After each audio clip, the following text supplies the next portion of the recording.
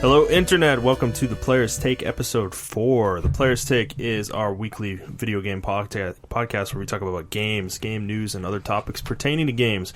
I'm your host, Justin DeSimone, and joined by my co-host, Montrell Rice. Hey, how's it going, guys?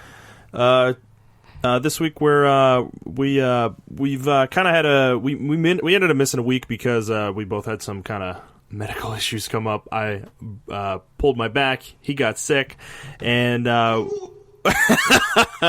yeah, so we ended up missing a week, but we are hoping to hit every week for the most part, medical issues notwithstanding. So we posted our episode a week late, but this one's going to be going up normally on time. That should be happening going forward.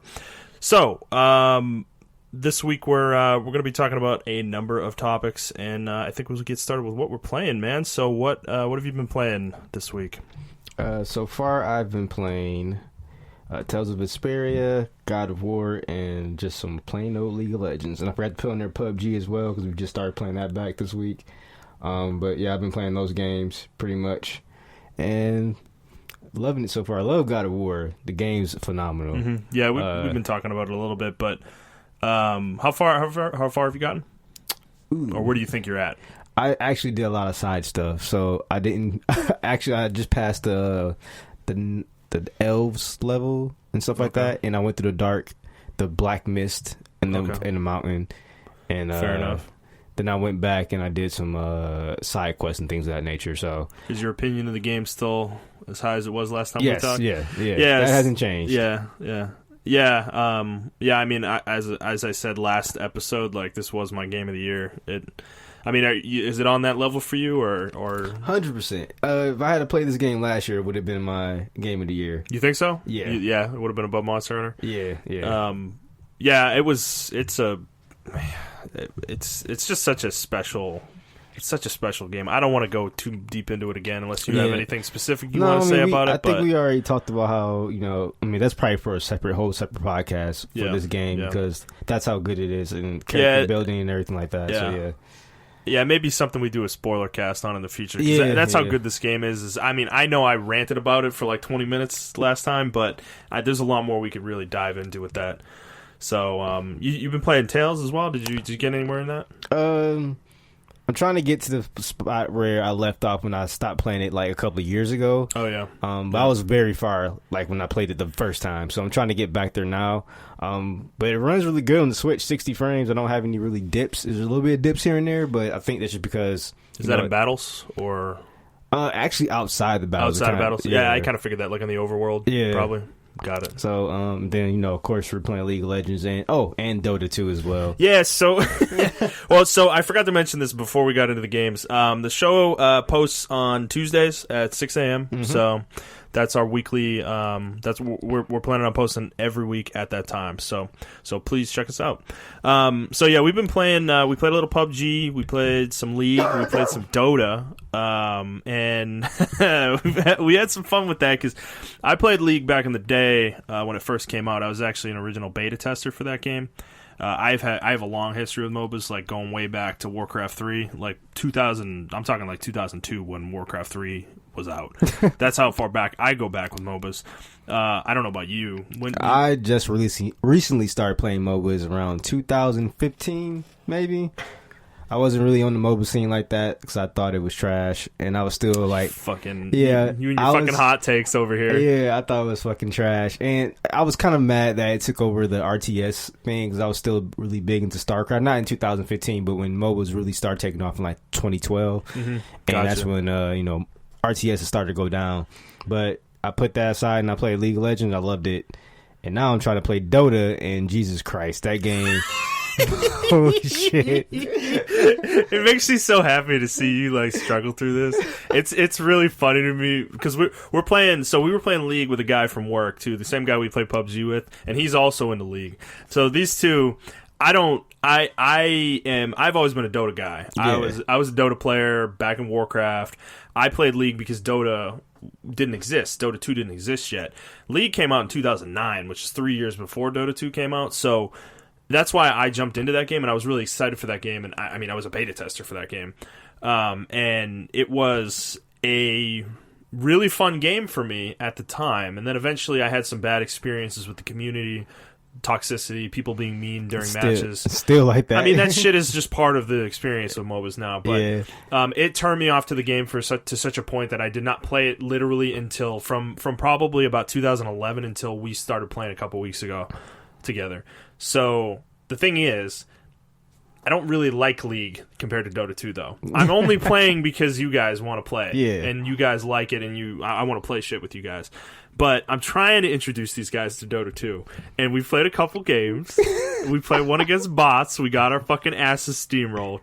It was funny. But then we decided to play a game against humans, because they're going to learn a lot faster against humans, and they kind of wanted to play against humans anyway. Yeah, I did. I didn't want to play against bots. I'm going to be honest. I probably played 2,000... 3,000 hours of Dota in my life. This might be the worst game I've ever experienced. This is significant because the matchmaking... Okay, so me and the other guy, this is our first game. So first game against humans, yes. First game against humans. So Dota already knows, like, okay, you guys are noobs. So the matchmaking supposed to compensate for that. But Justin has so many fucking hours in this game that the matchmaking is like, everybody's pro. No, we were playing against guys. We were playing against guys with thousands of games in there. And I just don't, like, Valve, clean your shit up. I'm sorry. You got two fucking noobs who played zero games. What are you doing? Let me just tell you how, just to, give you a flat hand, how the game was. After the game, people were nice to us. They're like, "Are you guys new?" I was really surprised. That's how bad the game was for us, because the other team was like, "You guys have to be new." And yeah, they were, and they gave us some suggestions who to go to, which was surprising for a MOBA. Yeah, honestly. They were really nice. They didn't say anything mean. They didn't like gloat or talk shit or anything. Even the people on our team weren't even saying anything. So I think they were new as well, probably. But yeah, Justin has to make a Smurf account now, so I will do that, because I do want to play with you guys. I prefer Dota for many reasons, but I know you talk about, you've said on Twitter too that the game's hard for no reason and shit like that. But the game just has a lot of depth to it. There's a lot of mechanics. There's a lot of little mechanics that League does not have. League is. I'm not going to sit here and say League is easy. It's not. The game's still hard. You still have to be good at it, and there's a lot to learn to the game. But it's kind of your MOBA training wheels. Yeah. That's the way I look at it. It's like training wheels, and Dota's like the fucking, you're on the dirt bike in the middle of the woods with nobody to help you. Like that's the jump. It feels like to me. So I hope you stick with it. I really hope you do, because I think you will really like it once you get deeper into it and know the characters more. It's a really fun game, and for the main reason too for me is just the characters are so unique. There's really not a lot of characters that do the same thing. Mm-hmm. Like League seems to have more of that kind of stuff because there's so fucking many of them. Yeah, and they come out with them so often. Dota's a little bit more like Valve's a little more methodical with it. They don't release champions that often. They usually only release like 2 a year, maybe, or 3. I wish League will stop releasing champions and just focus maybe on skins and stuff like that, unique skins. Because they released 3 or 4 champions this year. So League did? Yeah, I think last year they released. I mean, that's not too bad. That's still a lot, and it's still every time they introduce a champion, it changes the meta and everything like that. So, well, there's also the idea. The other issue is that they want those characters to sell things, so they make them overpowered. I think Dota has the same thing too. I don't like that aspect. Yeah, different conversation. Yeah. But as I said, I hope you stick with it. I love Dota. I know our friend doesn't really. I can tell he really doesn't want to play this game, but I hope I hope we can drag him along long enough where he starts to like it, because I think he would like it too. I know the thing is, it frustrates me because he's the kind of person who's like me. He likes games with depth. Yeah. And the fact that he won't even give Dota the time of day is kind of annoying. It's just that it's so fundamentally different. I know. It's like, okay, so I can compare it to like Tekken and Street Fighter. Like Street Fighter is a 2D, even though it's 3D, it's a 2D fighter. Tekken is a 3D fighter, has a lot of other nuances to it that Street Fighter doesn't have. And that's how you can compare Dota. They may be Dota to League. They may be in the same genre, which is a MOBA, but they're so fundamentally different. 100%. Totally. Yeah, I mean, some things you can pass over, like positioning and things of that nature, but it's still fundamentally different. Dude, just controlling the characters. Yeah. That was the first thing you guys noticed, was that the characters are way more sluggish in Dota. They're heavier. They don't move as quickly for you. Like, they move faster relative to League. Like, League's like movement speed, like point A to point B, is just so fucking slow. It drives me fucking nuts. Like, I feel like I'm a goddamn snail in that game. But the turning of the character that you notice, right? Like, it's like there's a mechanic in Dota where there's a thing called turn speed, or I think it's called turn speed or something like that. But it determines how fast your character turns around. If you like click in front of them and then you click behind them, how fast they turn around to run backwards.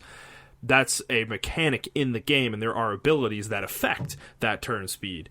And I didn't know that. That's not a thing in League. If you click in front of your character and then behind, they instantly turn around. There's no speed at all. It's instantaneous. They don't even turn.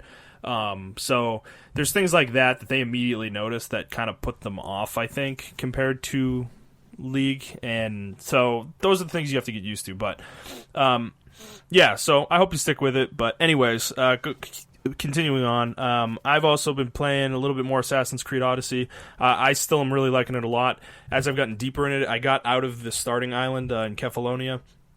I got to Megaris, as they call it in the game, which is the first kind of real zone you get into. And I really gotta say, the way the mechanics keep getting later into the game is really impressive to me. And I really like the whole nation power thing, or like the area power thing, where you have to like make the, like, if you want to flip an area, you have to like kill the other faction and attack their forts and stuff, and then you kill the leader eventually, which flips once you kill the leader, it flips it to the other faction, which, as far as I know, so far has only been Athenians and Spartans. I don't know if there are other factions later. I don't know that for sure. I would assume not, but who knows.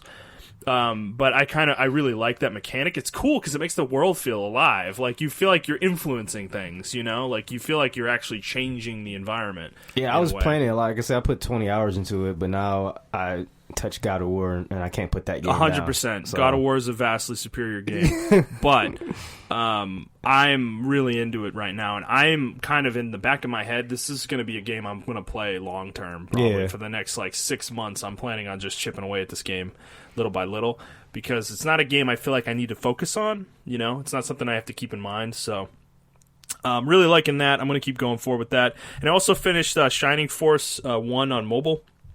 Finished that earlier today. Can you explain that? So it's a mobile game, but it's not like a typical mobile game, right? Well, so you know how a lot of companies like Square and stuff are releasing old like NES games, Super NES games, like their old Final Fantasy games, and PS1 games like Final Fantasy Tactics and stuff. Yeah. Well, this is one of Sega's. Shining Force is an IP that Sega owns, and it's an old strategy RPG franchise. It's actually one of the first, like one of the earliest. This is before Final Fantasy Tactics. This, I believe, came out before Tactics Ogre came out as well. I think Fire Emblem might be the only one that's actually like predates Shining Force, of the major ones that I know of that I've experienced that are actually like good. This is kind of one of the ones. This is one of my favorite franchises. I love Shining Force. So I beat this game. I gotta say, this game, playing it again on phone, it is a rough game. I'm not gonna sit here and say this is one of the greatest games of all time, because it's not. It has a lot of issues. The AI in this game is fucking terrible.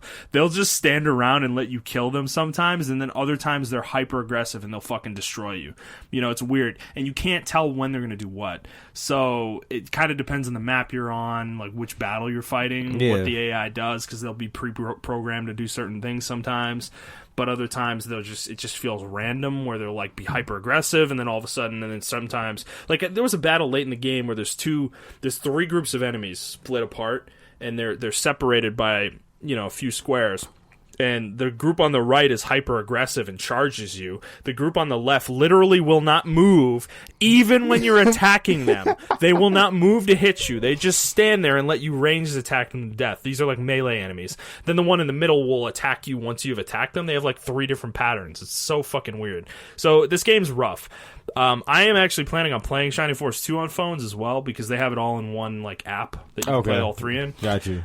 Shining Force 2 is vastly superior to Shining Force 1 from my memory of it. It's much more in-depth. It's a much longer game. It has a lot more The leveling is a lot better, and the AI is much better in this game too. Okay. And the music's better, the story's way better, it's way more in depth. So I'm planning on playing this. I've been doing some research though, because I never played Shining Force 3, and my brother keeps bugging me to play it. And I did some research, and I actually want to play Shining Force 3, but the only way for me to play it is through an emulator, unfortunately. Because so it's not on the phone? No, it's not a phone. Okay. This is not a widely known game. It's not a widely available game because it was on Saturn, which is basically their N64 equivalent. And that console was out for like 2 years before the Dreamcast came out, and just kind of died really quickly. However, Shining Force 3 came out on it, and it had 3 different games that came out. Like, it was part 1, 2, 3 that all came out on it. Yes, it's a very long game.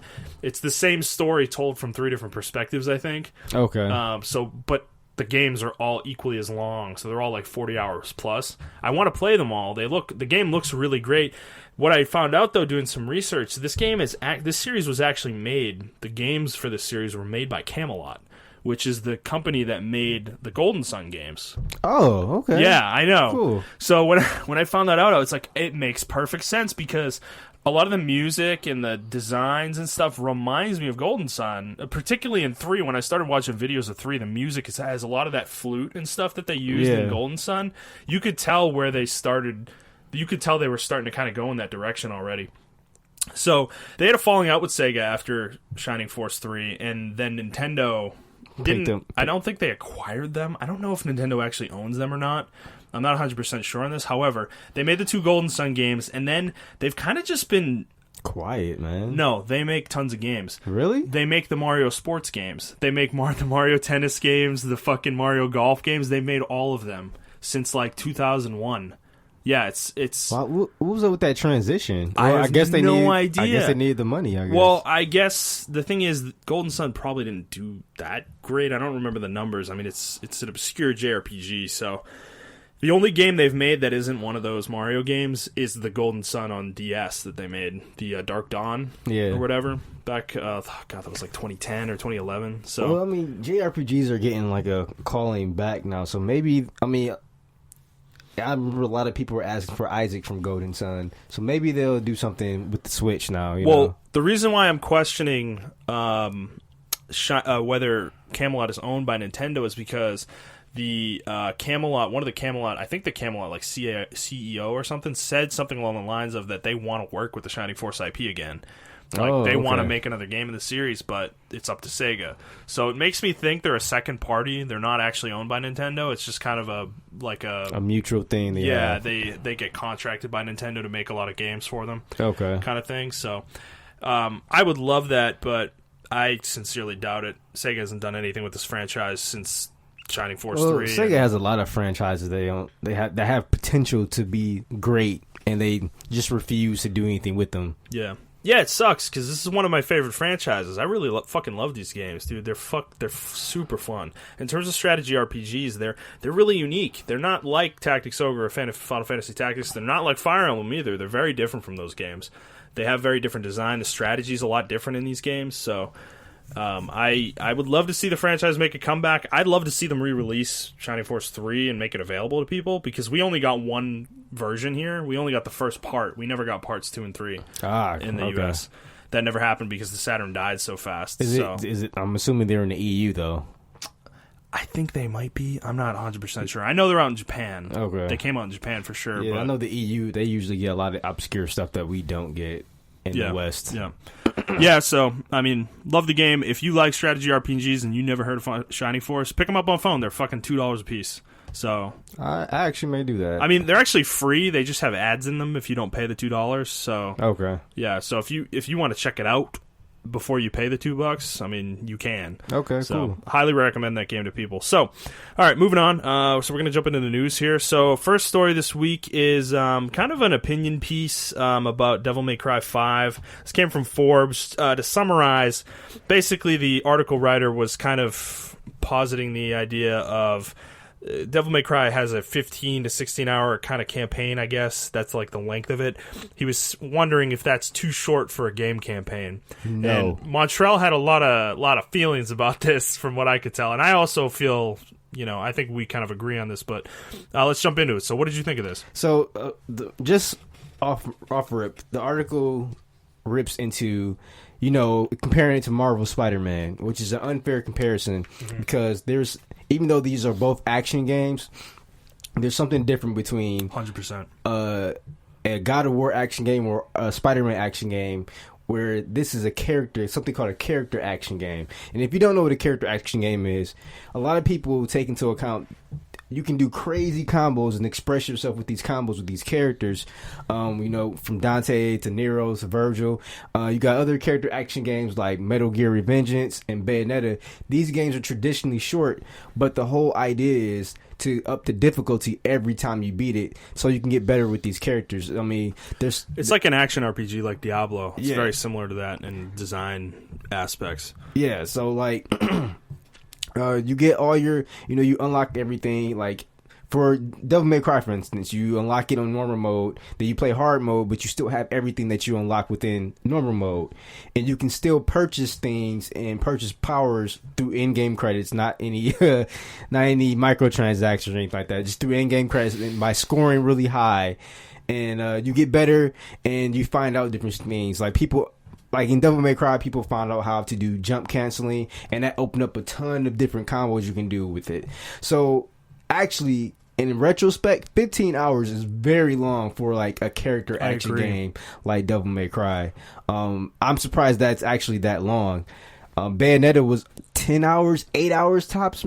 10 hours tops maybe. Yep. I know Metal Gear Revengeance was 8 hours tops. And then you had 3 other characters that you had to learn combos with and beat it on the hardest difficulty, which is Revengeance mode. God of War being another example, the old games. The older God of War ones games are similar to this. They're short games too. They're like 10 hours. That's what the expectation is. And the whole point of those games were to get better and be at the highest difficulty because the enemies are a lot smarter, they more aggressive and things of that nature. So you can't do the same thing. So I think it was just a really unfair comparison to compare it to Spider-Man. Spider-Man's also open world. That's something that's completely lost in this article. Like, why are you comparing an open world game to a linear action game? That's not a fair comparison when you're talking about length. The context of the game's style is really important to how long it is. A JRPG is fucking 100 hours. Like the storyline in a JRPG, if you rush through it, generally 50 or 60 hours. Kingdom Hearts, we're expecting it to be 50 or 60 hours. I don't expect that on a fucking action game. Are you kidding me? There's way more set pieces and shit that they have to set up and design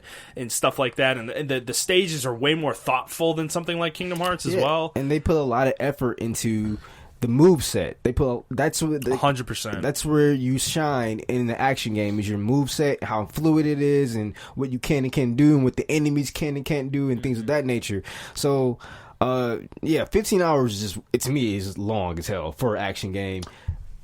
You can't compare it, like this game keeps comparing it to it says in the article, you can't compare it to Red Dead Redemption 2, of course, but you can't compare it to Spider-Man either. Like, you can't compare it to these games. And also Spider-Man's it's a terrible comparison because as an action game, it's shallow as shit. There's there's so little nuance to this game. It's as I said, you can boil it down to, if you really want to play this way, punch, punch, punch, dodge. You don't have to do fucking anything else to beat the game. Devil May Cry, fuck that. You can't play that way. I've never played one of these games, but I know they're fucking hard. You can't play Bayonetta that way. You can't play fucking God of War that way. These games are not that easy. They don't design them to be easy. They want the difficulty is a huge part of the game. That's the point. Yes, it's not like Dark Souls or anything like that, because it's a different type of difficulty. It's like almost on the scale of, people research frame data for this game, like a fighting game. If you're familiar with the fighting game community, they do the research for frame data and everything like that. And now Devil May Cry 5 has implemented a training mode where you can learn all that stuff for your. That's cool. Yeah, how it's so in depth that they have a training mode that you can just fight a dummy and do practice combos on. Like that in an action game, that's a single player action game. You're not going against any humans. That's how in depth these games are. And Bayonetta is this exact same way as far as its combo strings. Beautiful Joe, all these games are like that. Or Akami, these are action games that are meant to be played at in burst. That's why I say you can play them in burst. I want to play 2-3 levels right now. Yeah, you're not going to play the whole game in one sitting. Yeah. Like, and they take a lot out of you. I think that's why I struggle to get into these games sometimes, is they're very exhausting. Yeah. Because you have to concentrate. You have to focus on them. These aren't games that you can play while you're listening to a podcast or watching a fucking Netflix show. Like, you have to actually pay attention. I mean, yeah, if you're going to play on easy, I'm sure you can fucking play that way. But I'm not going to play one of these games on easy because it's not the point. I never played God of War on easy because that wasn't, like, those games are intended... I feel like they were designed and intended for you to play them on the harder difficulties. Yeah. One of my favorite gaming experiences fucking ever in my life is playing God of War 2 on Titan mode. It was insanely hard.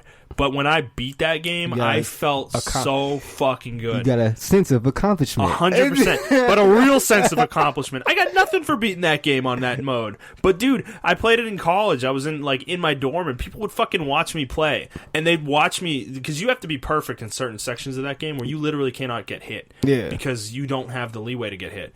And people would watch me play, and they're watching my timing blocks with Kratos. You know how he had the golden fleece where if you perfect blocked, you could slam the ground or whatever? Yeah. People would be watching me, and I'd be getting attacked by 8 enemies or something in that game, and I'd be perfect blocking every single one of them. And they're like, dude, you're not even getting hit. And I'm like, I can't get hit. That's the point. Yeah. Like, I have to be this good. Yeah. And then I'd get hit, and I'd die, and I'd have to do the whole section again. That's how hard it was. And that's how Devil May Cry is. They have one called Dante Must Die mode, where literally anything one-shot you. I love that. That's awesome, dude. If anything hits you, the littlest, tiniest hit, you're dead. And that's the game. Like, that's the level. You had to start the whole level over again. So I think this article kind of misses the point of these two games. They're different. Like, Spider-Man's a narrative-driven game. But unfortunately, a lot of people read this and were like, 15 hours. Like, I know. And like, you say you never played the game, but if you weren't an informed gamer like you are, you know of the series, but you never played it. But let's say, like, you're hearing about the game, you're just a casual gamer.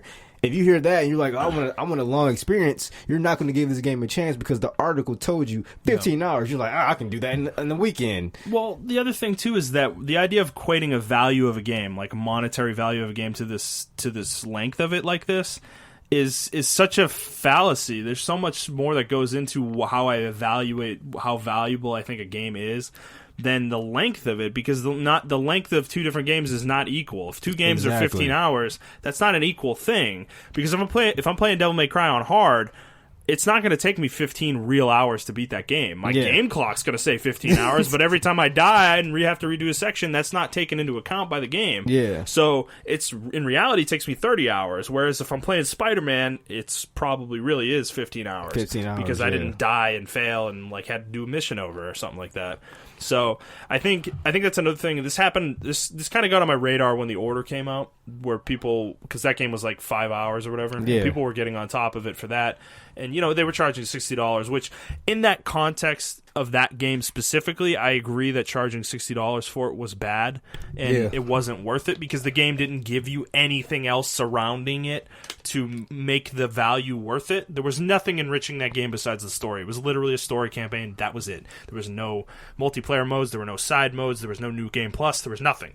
Like, none of that. I think that game should have been like $20. I agree. It was worth it at $20. Yeah. At $60, it was not worth it. Exactly. But 15 to 16 hours, like, I mean, that's fine. If that's what they, you can if do that's what they, crazy combos with this shit. Like, Yeah. it's crazy the amount of shit you can do, the depth of the combat and everything of that nature. If 15 to 16 hours is what they needed to tell the story they needed to tell and make the game they wanted to make, and the game is good and is high quality, that's fine. If a game's 2 hours and costs $60, but I think it was one of the best games I've ever played, then that's probably worth it. Yeah. Like something like The Witcher, right? That game has 150 hours of content. In an example, like, I would pay more than $60 for that game because of how good it is, not necessarily because of how much content there is. Yes. You can have a lot of content and still be the worst trash game ever. Fallout 4, for example. Yeah, exactly. Having more content sometimes is a bad thing. Like, I think a game overstays its welcome sometimes. Yeah. I think sometimes having more, like, games have become obsessed with this, because Red Dead Redemption 2 is like The Witcher with this too. Is like, this game's apparently like fucking like 100 hours plus. Like, you can play this game forever. And then Assassin's Creed Odyssey is another one. This one's like 200 hours to fully complete this game. And it's like, as much as I'm liking Assassin's Creed Odyssey, I don't want to play. really have the time nor the desire to play the game for 200 hours within a month. Like, I just don't think that's where we need to have our heads at, you know. And I do understand, guys, that at one point there was an era of games where they were very short and they just focused on multiplayer. So I understand like that plight, but I think we just need to, like I said, it's always too much to the extreme to the left or to the right. We just need to come to a middle ground. And I think 15 hours with the action game is definitely hitting that. Well, I think the middle ground is that we all need to realize is the quality of the game is the most important thing. Exactly. Not the length of it. Like, the quality of the game. If I get 2 hours, as I said, if I get 2 hours and it's the best 2 hours I've ever experienced in my life, that's worth a lot of money. Exactly. To me. I wholeheartedly agree with you. Yeah, like Journey's a good example. I never played it, but everybody I hear talk about that game is like, this is one of the best games I've ever fucking played. Well, guess what? You paid $15 for it. I'm sure you would have paid $50. Yeah, you know? that game's really good. Yeah, so anyways, you got any other thoughts on this? No, that's all I had to say about that. Fair enough. Yeah, it was just the thing that got on our radar. So moving on. This was an interesting article. Montrell put this one in here that Polygon, posted that tabletop games dominated Kickstarter in 2018 while video games declined. I want to point out two specific things they say in this article. They kind of give us some numbers. So total raised by successful tabletop campaigns was $165 million, which was an all-time high for tabletop games on Kickstarter. And video games was only at $15.8 million, which was down from the previous year, and the highest total ever for video games on Kickstarter was $41.5 million in 2015. So this is a trend that I knew was happening. I am actually partaking in part of this. I am a big board gamer, and I've backed a number of games. I've just started board gaming, guys. Yeah, it's a lot of fun, and a lot of the games you can get on Kickstarter are very unique and not games that traditional board game publishers would make. So you get very unique things that are really limited. Yes.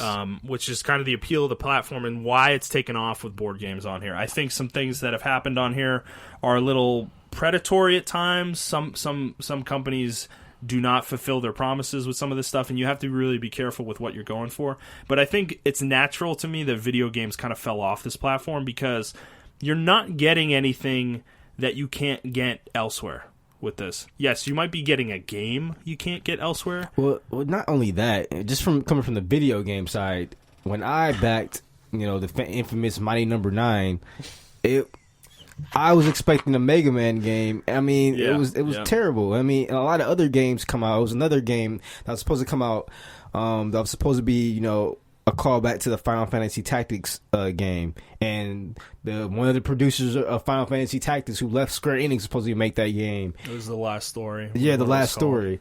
And that game flopped. I mean, it's still in development. It's still in development? It got passed off from the original company that ran the Kickstarter. Oh, yeah. Yeah, which this is kind of the thing. I think a lot of these campaigns have done this and they've ruined Kickstarter for video games because this is the problem, is that you can't make a video game off of $1 million budget unless your team is like fucking 10 people. You can't if you have a huge studio of 30 people, 40 people, $1 million doesn't get you very far. That might be a year of development, depending on how much you're paying everybody and how much your costs are for certain things. And then you have to find funding elsewhere. So that it becomes really complicated. Making a board game, when they're making a board game, they're asking you for they're asking you for how much it costs to produce the game, some money for them to take in for their own development costs, whatever, and for to make some profit as well on top of that, and then they charge you shipping. Ship the game. Yeah. So they're not taking a loss on anything in the game. Like, if somebody charges you $50 for the game, that's including everything I just said. So they're not losing any money by taking your $50. Like, they're making money by taking your $50. So a lot of the time, these board game Kickstarters are able to, if they're smart and are experienced and they know what their costs are going to be, and they understand what their costs are going to be, and they're very calculated with it, they can do very well, and it's a lot easier to trust them, because if I give them my $50, I'm going to get a game from it. Like, I'm going to get my board game, as long as they're not like a scam of some sort, which those are extremely rare in Kickstarter. So video games are different, because when they take my $30, it's nebulous what that means. Yeah. Like, because there's no cost to produce the game, right? It's digital. However, there's a cost to make the game in the time frame, like, because if you come to Kickstarter and your game's not mostly done yet, then the money you're getting is funding the entire development of the game. With board games, it's different. You can design the whole game, then bring it to Kickstarter literally just for the manufacturing part of it. That's what's fun. That's what people are funding. Yeah. They're not funding the development of the game. So video games are different. They're the opposite. People are funding the development of the game. So if the development doesn't go well and goes off schedule and doesn't hit its deadlines, then all of a sudden you run out of funding. And that's what happens to a lot of these Kickstarters. And I think that's why this has become a platform that's not really popular for games, because the only people that are going to be successful are people that are in small teams or by themselves, you know? Because getting $1 million for them allows them to spend shitloads of time on it, you know, and actually like put money into it. And that's what it should be used for. It shouldn't be used for like super studios. Like that was a studio that tried to make Mighty Number 9. Yep, last story. And the last story as well. And you got not only do you got to take development costs, but development costs includes like, you know, their health insurance. They need to get paid at the end of the week, you know, because these are people still working. Yep. So that's why it's fundamentally different just coming from the video game side and how you already broke down the board game side. So the other problem too is that a lot of the time you promise things in these with stretch goals and stuff to kind of get more money out of it. Yeah. But the problem with board games, it's easy because you can just add a component or two. You know, you're adding a couple extra minis or, you know, a couple extra scenarios or cards or things like that, which, you know, it's added costs to you, but it's much easier to add it into your manufacturing because you're just adding a few things into something you're already doing. Yeah, exactly. Whereas with games, the problem with the game Kickstarters is they got out of control with their stretch goals, dude. And some of the tiers they would make on the pledge tiers they would make, where they're offering physical copies of the game, which then all of a sudden you have to manufacture those games, and you have to ship those games, and then you have to ship them from where you are to all the people that purchase them, which creates, you have to deal with the logistics of that, which is really time consuming. Then you have things where they make all these physical goods that are like limited edition Kickstarter exclusives, but then you have to find somebody who's going to make that for you, manufacture them, ship them to you, and you're going to ship that to people. That's a lot of time and money that you have to put into things that you're not. I don't think a lot of people think about that stuff. Yeah, you're putting time and money into things that game companies traditionally aren't going to put time and money into. That's what a publisher would do for them. Exactly. You know, and Kickstarter's not a publisher, so people funding your game aren't a publisher. So yeah, and unfortunately, I mean, games are one of those things where you have. I don't want to say you have to have a publisher, but you have to damn near be. You have to have funding. Yeah, you have to have a lot of funding. And if you do come to a Kickstarter with an idea, your game, like Justin said, has to be at least 75% done. Like you're like, I'm 75% done, but I'm about to lose my job, guys. This game, here's the game, and if everyone loves it, they'll definitely go behind you. You know. Yep.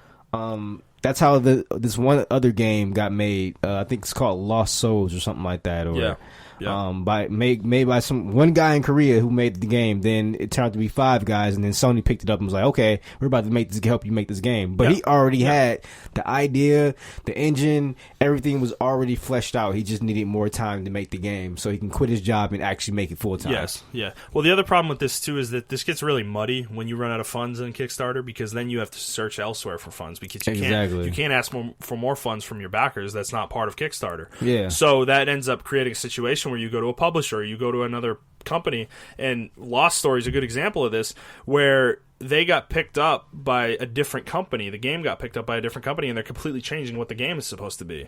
Like it almost isn't going to resemble the original Kickstarter at all, you know? Yeah. And that's another issue, is that then the people who backed aren't getting the game they backed, and that's another whole can of worms. So this is not the right platform for games, for video games. Yeah, like it's just not. Hopefully somebody comes up with a different system.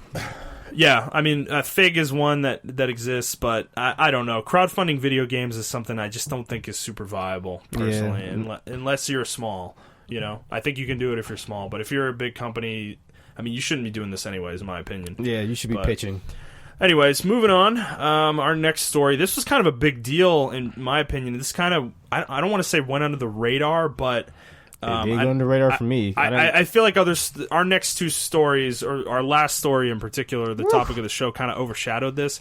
However, Ubisoft decided that they are not going to release The Division 2 on Steam. This is a big fucking deal.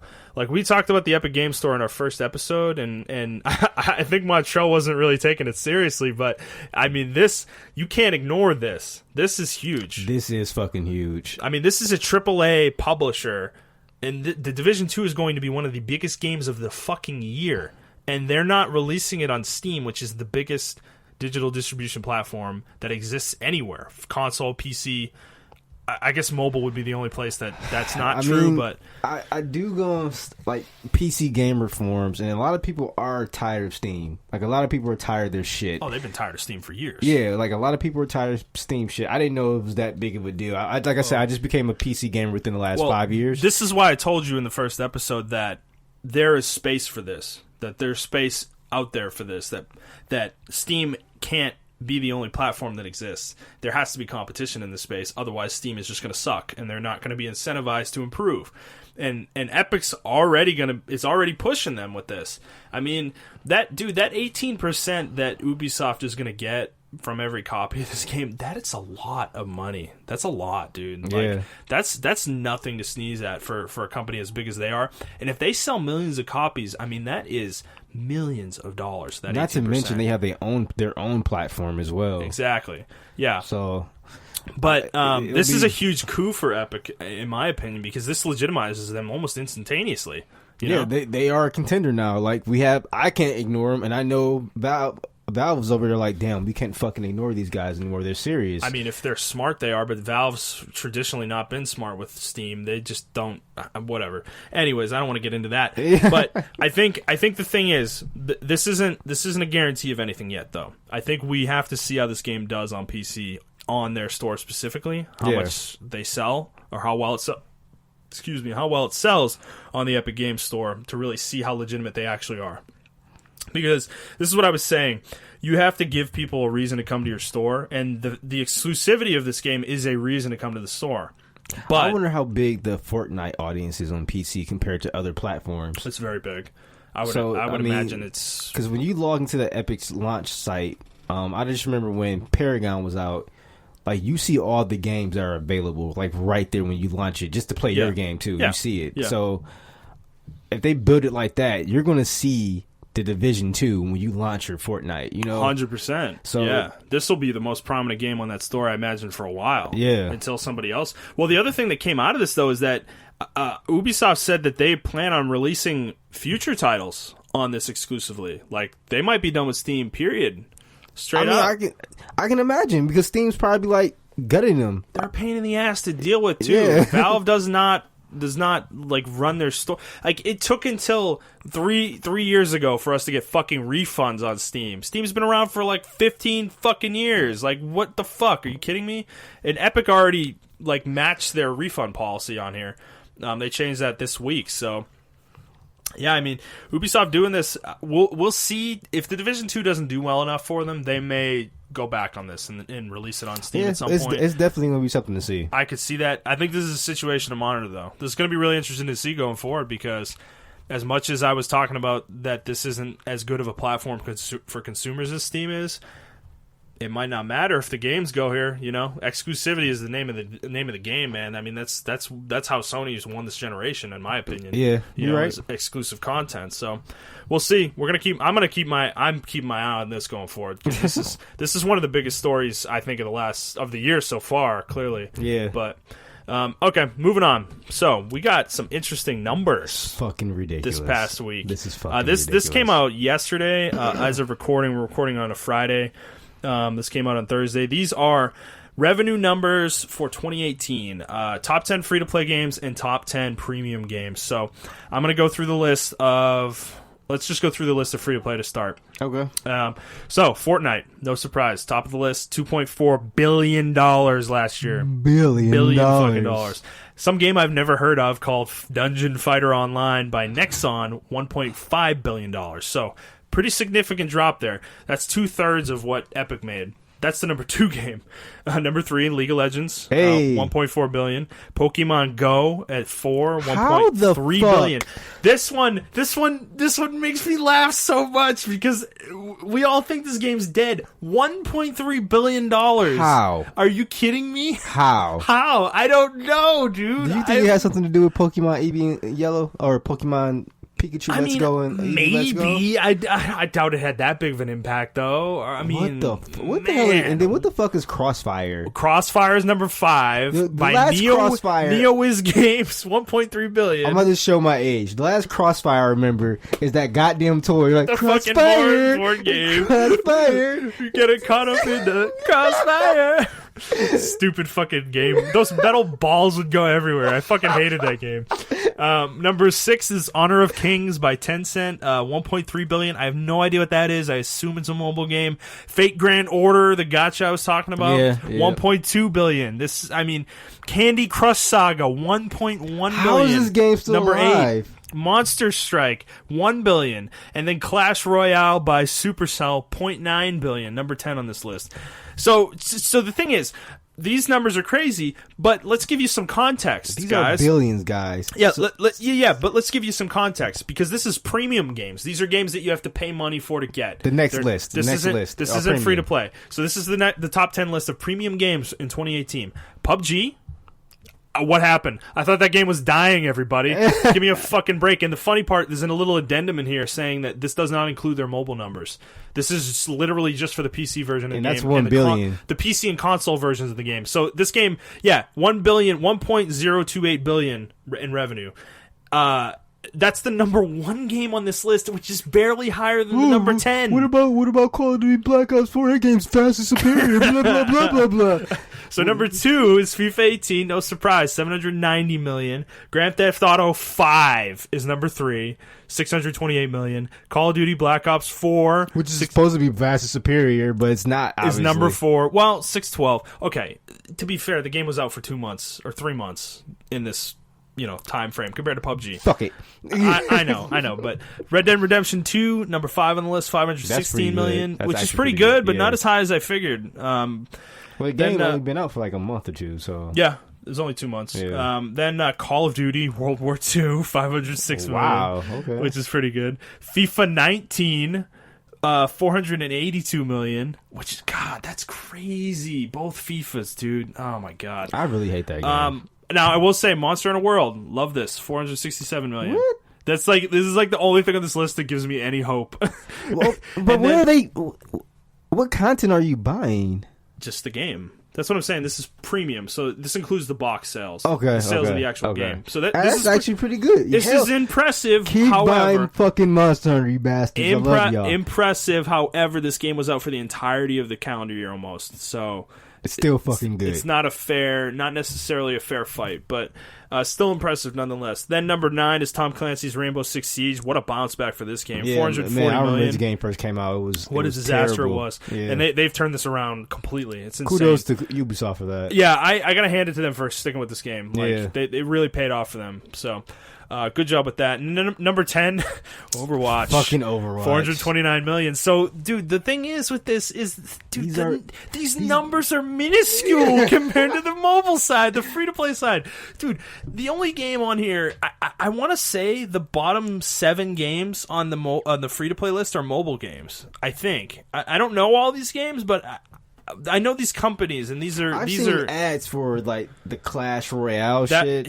I've seen ads, and their little false advertising they got, and like I've seen ads for Monster Strike, which is like another false advertising they do. They compare it to Pokemon when it's not. Like oh yeah, you can train these monsters. I'm like, bro, dude, when this list came out though, when I saw this on Twitter yesterday, this depressed me so much. I knew it was pretty ridiculous. But I cannot believe how much money free-to-play games make. Fortnite being up here at the top by far. Actually, that was the interesting thing, is that they said that Superdata, which is where these numbers come from, said that 2.4 billion is the most money that any game has ever made in a single calendar year ever. That's ridiculous. Which is crazy. That's crazy numbers. And League this game's not dying anytime soon. I gotta hand it to League being on here for 1.4 billion. Dota's nowhere to be seen. I don't know how. I mean, who knows? They're probably they could be number 11 on the list. But yeah, they probably are number 11. Who knows with that? But I gotta hand it to Riot keeping this game continuing to this game just continues to fucking beast. But dude, like the rest of this is so fucking depressing. Man. Shouts out to Tencent, man. Look at Tencent on there. Fuck off. Fuck off. Fucking Tencent.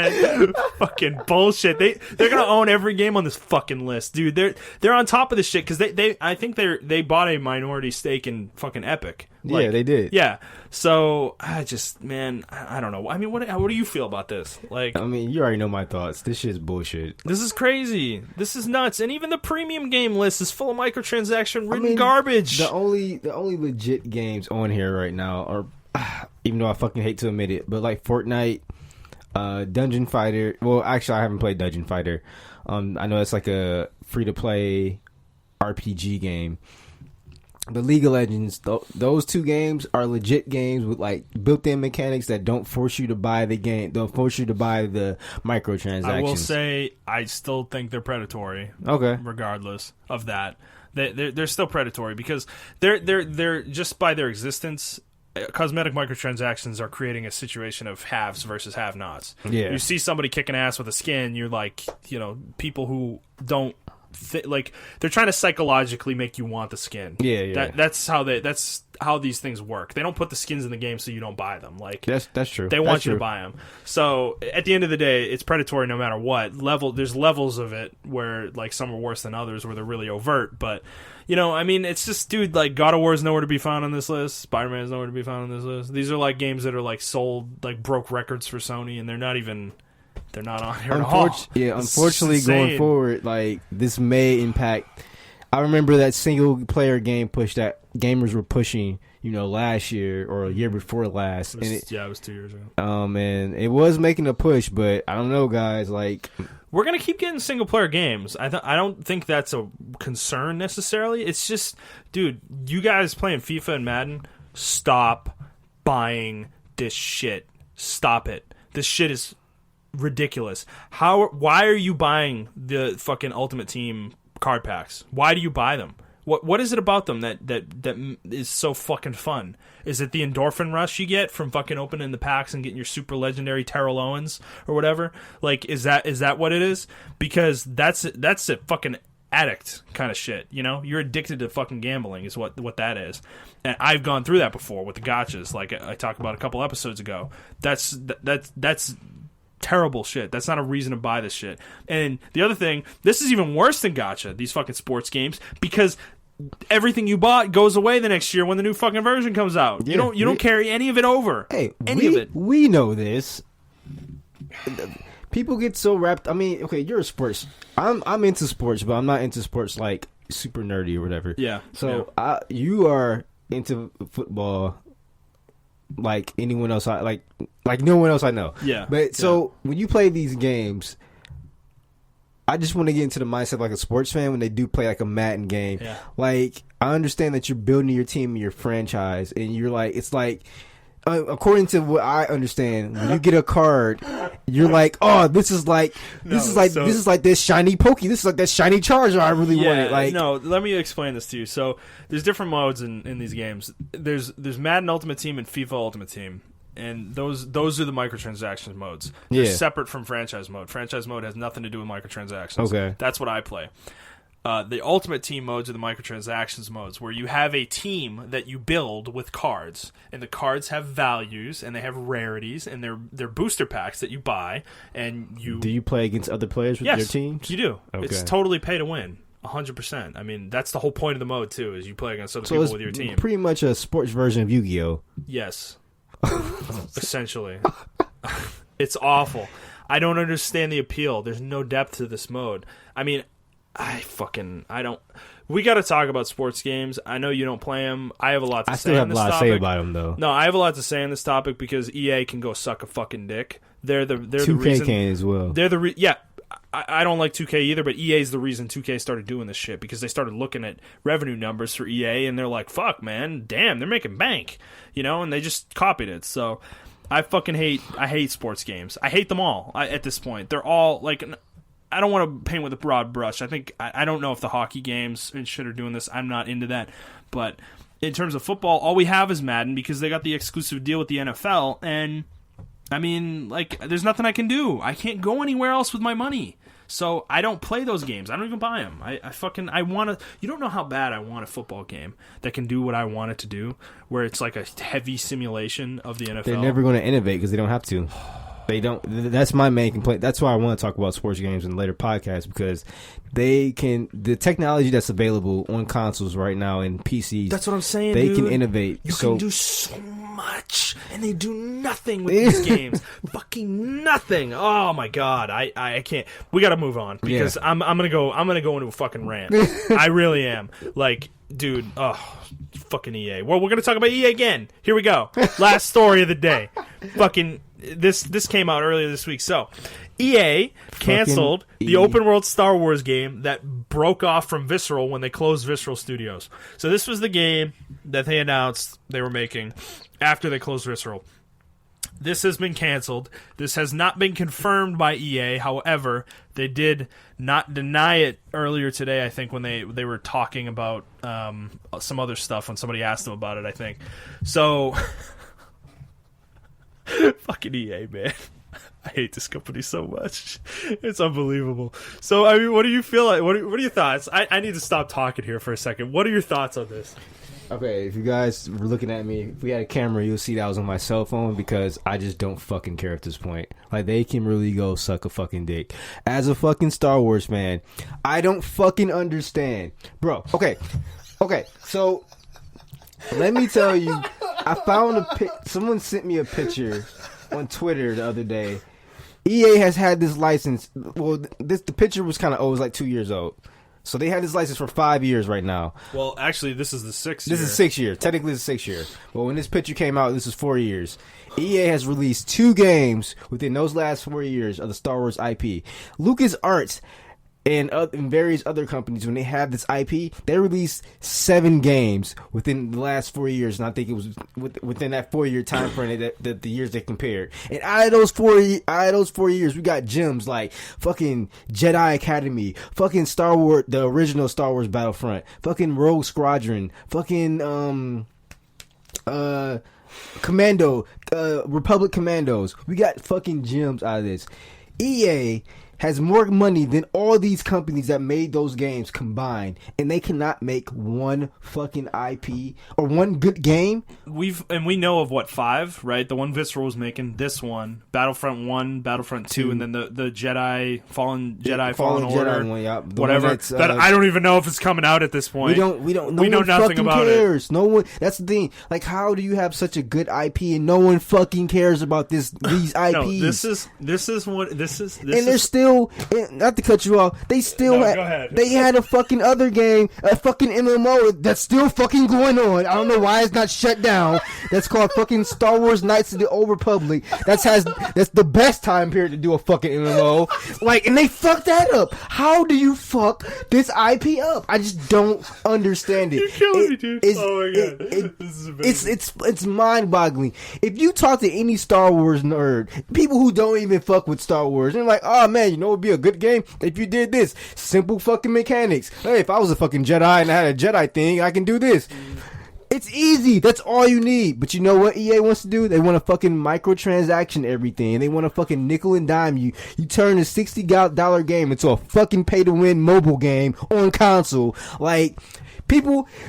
Okay, so to give you guys a blueprint, right? If you just don't understand or you've been living under fucking rock or you don't fuck with video games, Star Wars Battlefront was one of the most anticipated games of 2015. People who play Star Wars Battlefront didn't even fuck with Star Wars back in the day. And they're like, bro, Star Wars Battlefront was the fucking shooter I played for fucking hours against bots. Bots! My niggas, I'm sorry to cut, but bots, y'all. Bots. Like, against bots. I played Star Wars Battlefront, the original, and against bots forever. Fast forward to today. Okay, cool. We don't have fucking bots in the game. Understandable, but it was so fucking bare bones that people were like, is this all? People loved the Star Wars Battlefront game, that the 2015 one that came out, but they were like, hey, we need more depth, we need more stuff. Okay, cool.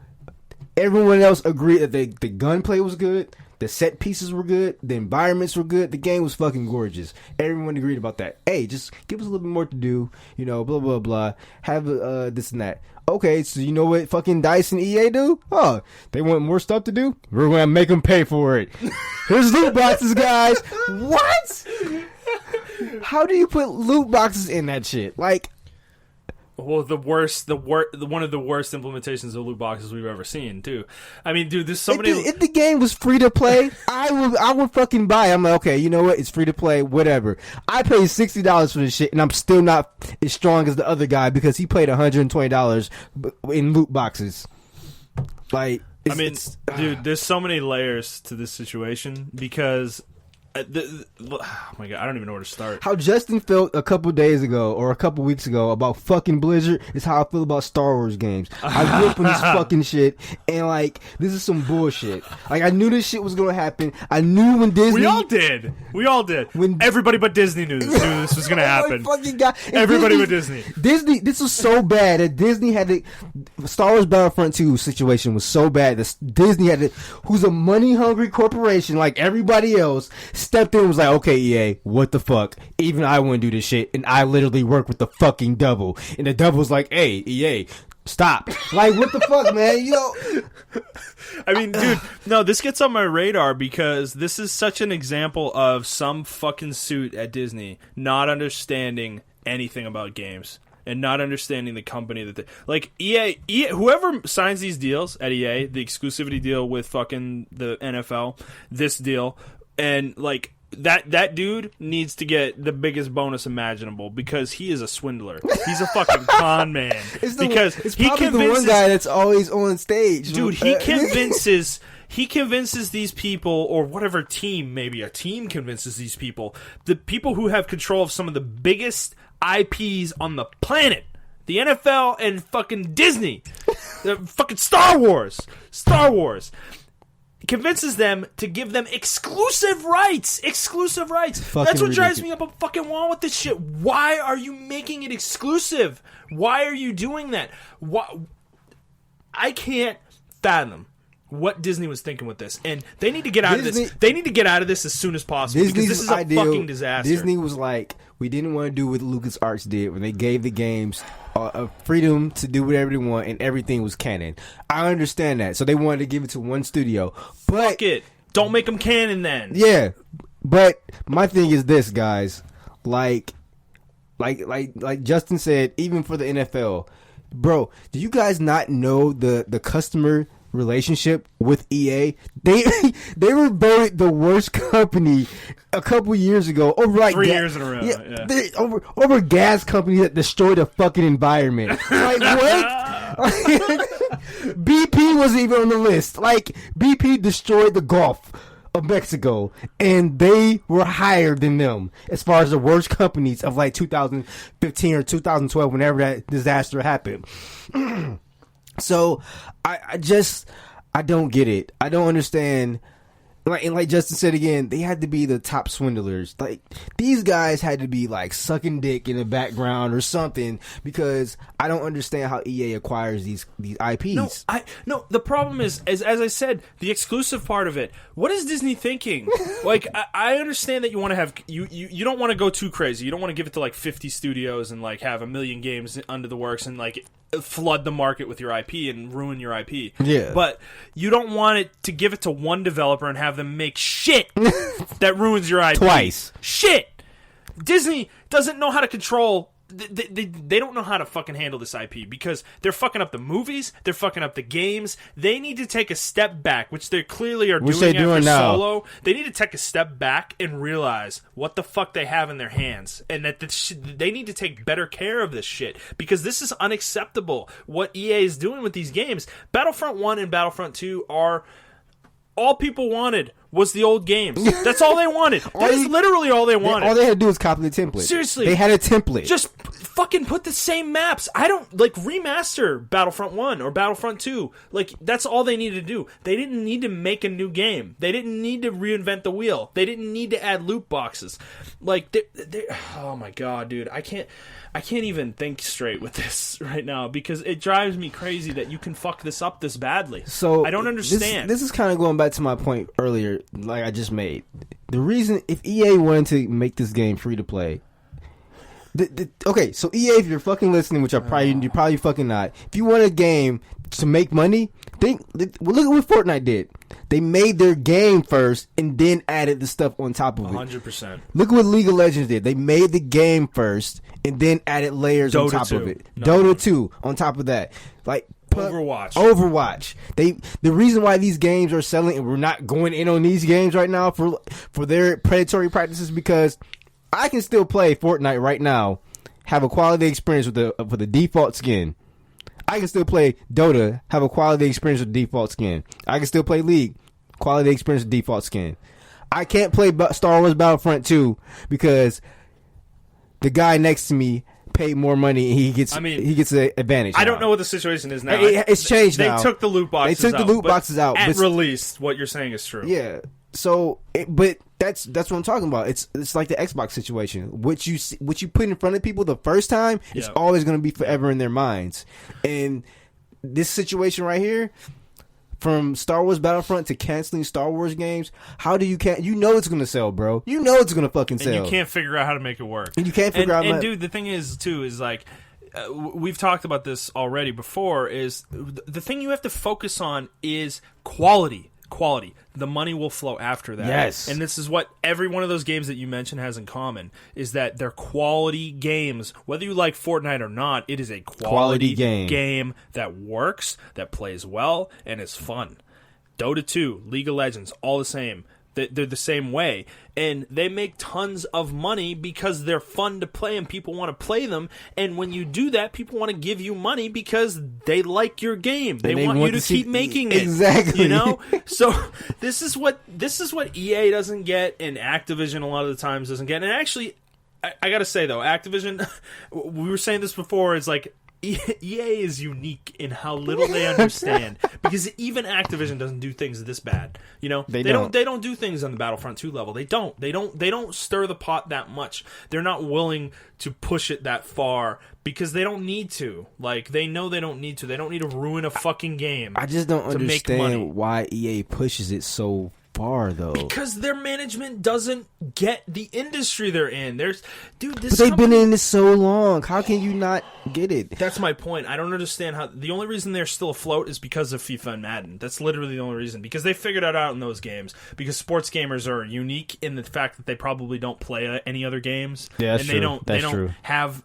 any other experiences to go off of, so they think this is normal and they think this is fine. And a lot of them, I don't know, are addicted to those games and addicted to the Ultimate Team shit, so they just put money into it. But the thing with this, oh my god, the thing with Star Wars that I don't understand. I don't know why Disney. I don't know what we don't know the specifics of the deal. We don't have to. We don't have to know. Honestly, we don't. No, have to I don't know man. How soon they can get out of it, because I. You feel know the exclusivity deal. Yeah, I feel like Disney at this point already wants to get out of it. I mean, I imagine they have to want to get out of it, because what have they gotten out of this? Nothing. They've gotten bad PR and 2 terrible games. And honestly, I think the guy who probably hired EA is already fired. I would hope so. Whoever that dude at Disney is, bye-bye. Please get him out of there, because they don't understand how to handle this IP. Like, dude, there's so many ideas for games in the Star Wars universe that could be fucking awesome. Like, there's so much you can do with it. And the thing is, with the single player game that's coming out this year, or supposedly coming out this year, Jedi Fallen Order. Yeah. As I said last time we talked about it, is that sounds awesome. Can they do it though? And the other problem that I forgot to bring up is DICE. EA mishandles this studio insanely. They push these guys so hard. They've released a game every single year since 2013.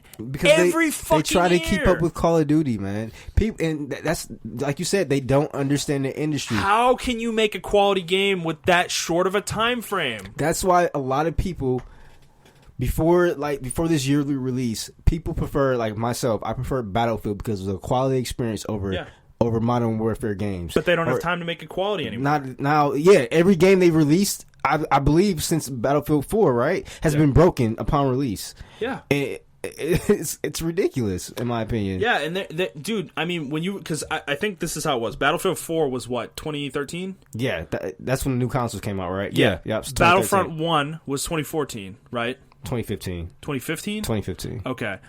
Then was what was it? Was it Hardline? They released Hardline between those. Hardline was 2014, right? Yeah. That came out in the spring? Yes. Okay. So that was 2014. Terrible game, by the way. 2015 was Battlefront 1. 2016 was Battlefield 1. And then 2017 was Battlefront 2. And then 2018 was this past Battlefield 5, right? Yeah. That came out. That is a game every year. How is this studio? I assume they have two teams. And they have to have two teams. There's no other way they would get these games out. Yeah. And them be even as decent as they are. But and you know what? Even for like side projects like Hardline, I like the whole idea of cops versus robbers. But they couldn't capitalize on it because they probably didn't have fucking enough time to do it.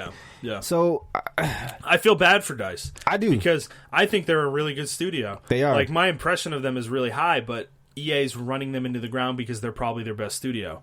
You know, and they're giving BioWare tons of leeway to make Anthem. So that's another reason I'm like, okay, I'll be excited because maybe we can get another fucking Couture game. Nope.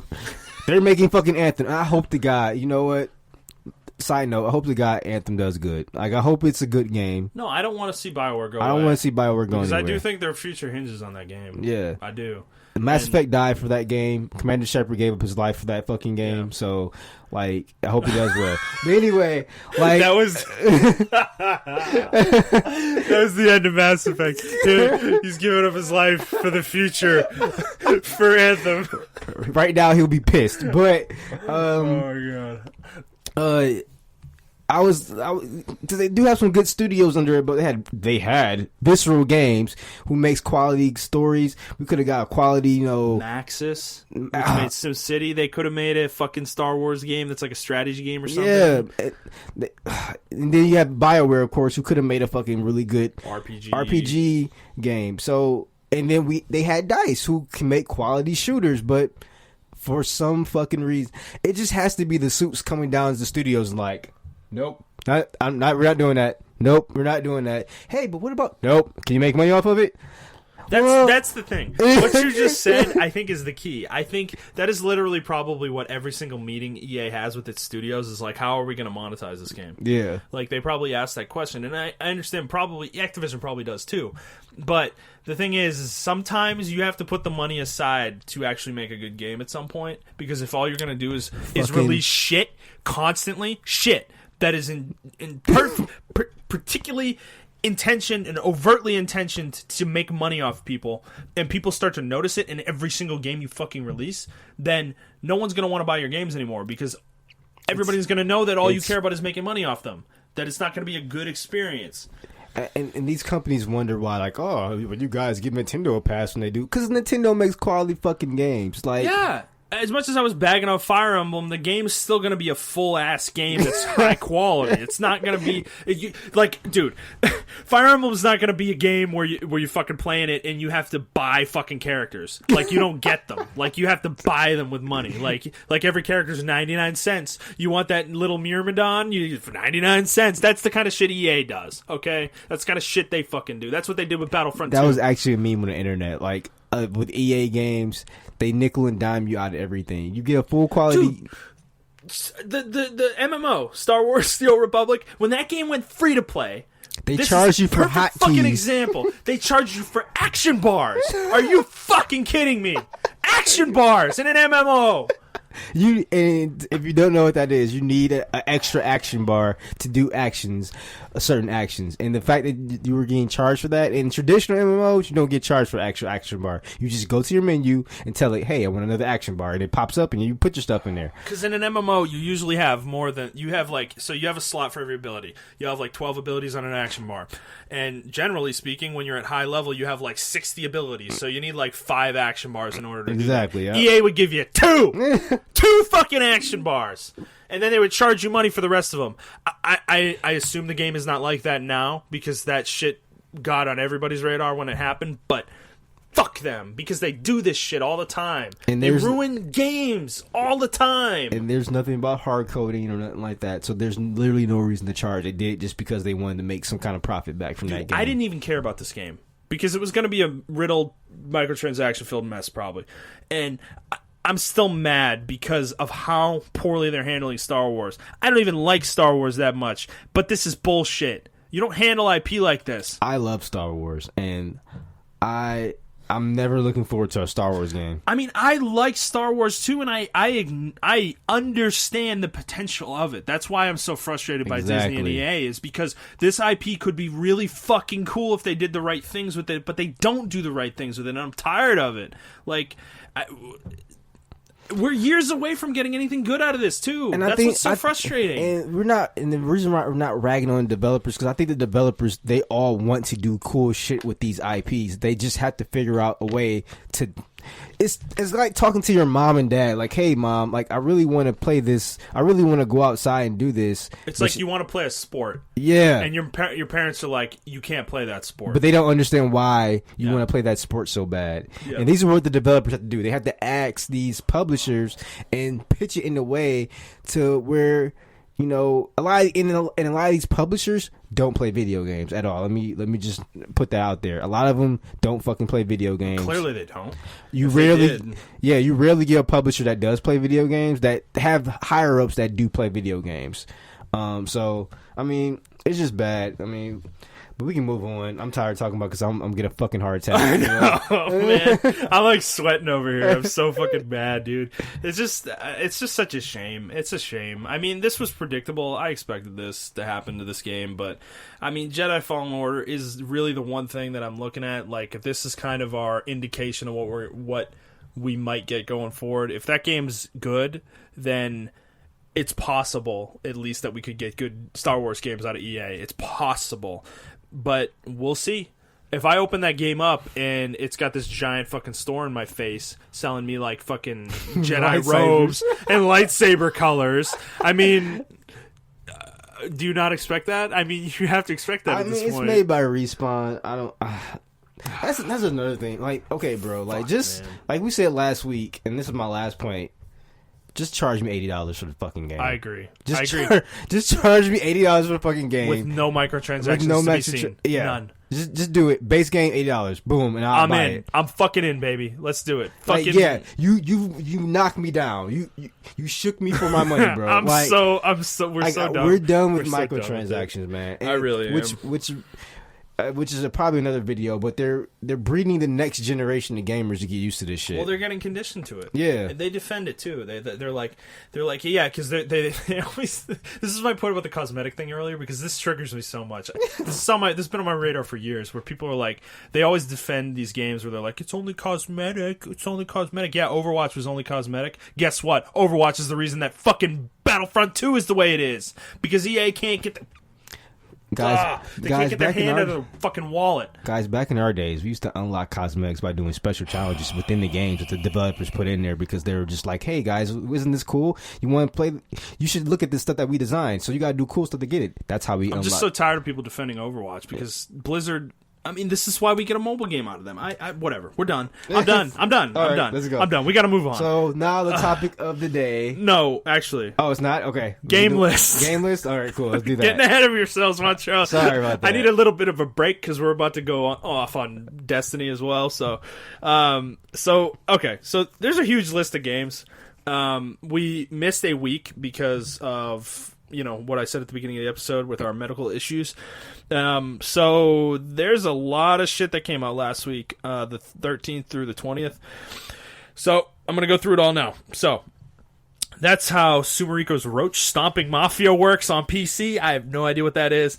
The Walking Dead, the final season, episode 3, Broken Toys on PC. Onimusha Warlords on PC, Xbox One, PS4, and then also on Switch. Ace Combat 7, Skies Unknown on PC, Xbox One, PS4. As Divine Hearts 2 on PS4 and Vita? Is that Vita? Hey Vita, holla baby, what up? The Grand Tour game on PS4. Holy potatoes, we're in space on PS4 and Nintendo Switch. Smoke and Sacrifice on PS4. Vane on PS4. My Time at Porsche on PC. Planet RIX13 on PS4, Vita, and Switch. Y2K postmodern RPG on Nintendo Switch, PS4. The Shrouded Isle on Nintendo Switch. The Office Quest on Nintendo Switch, Rampage Nights on Nintendo Switch, Octahedron, Transfixed Edition on Nintendo Switch, Mega Mall Story on Nintendo Switch, Gunman Clive HD Collection on Nintendo Switch. You think there's enough Switch games coming out this week? Football Heroes Turbo on Nintendo Switch, Feudal Alloy on Nintendo Switch, Fairy Fencer F, Advent Dark Force on Nintendo Switch, Dying Reborn on Nintendo Switch, Crazy Strike Bowling EX on Nintendo Switch, Travis Strikes Again, No More Heroes on Nintendo Switch, Old School Racer 2 on Nintendo Switch, Mars or Die on Nintendo Switch. Hey, I didn't know that. Fight of Gods on Nintendo Switch. That's the end of last week. This is this coming week when this episode posts. Chaos Child on PC, The Hong Kong Massacre on PC, At the Gates on PC, Slay the Spire on PC. Oh, they're releasing Smite. Smite on Switch. Piku Niku on Switch, Doodle God Evolution on Switch, Life is Strange 2 Episode 2 Rules on PC, Beaker on PC, Resident Evil 2 on Xbox One, PS4, and PC. Make sure you guys get that and game. Then this one is bullshit. Japan only. Kingdom Hearts 3 on PS4 and Xbox One. That is Japan only. Ours is the 29th. We are releasing on the 29th. Any games in there that you want to particularly shout out? So, shouts out to Resident Evil 2 Remake, man. That game's actually 100%. the demo.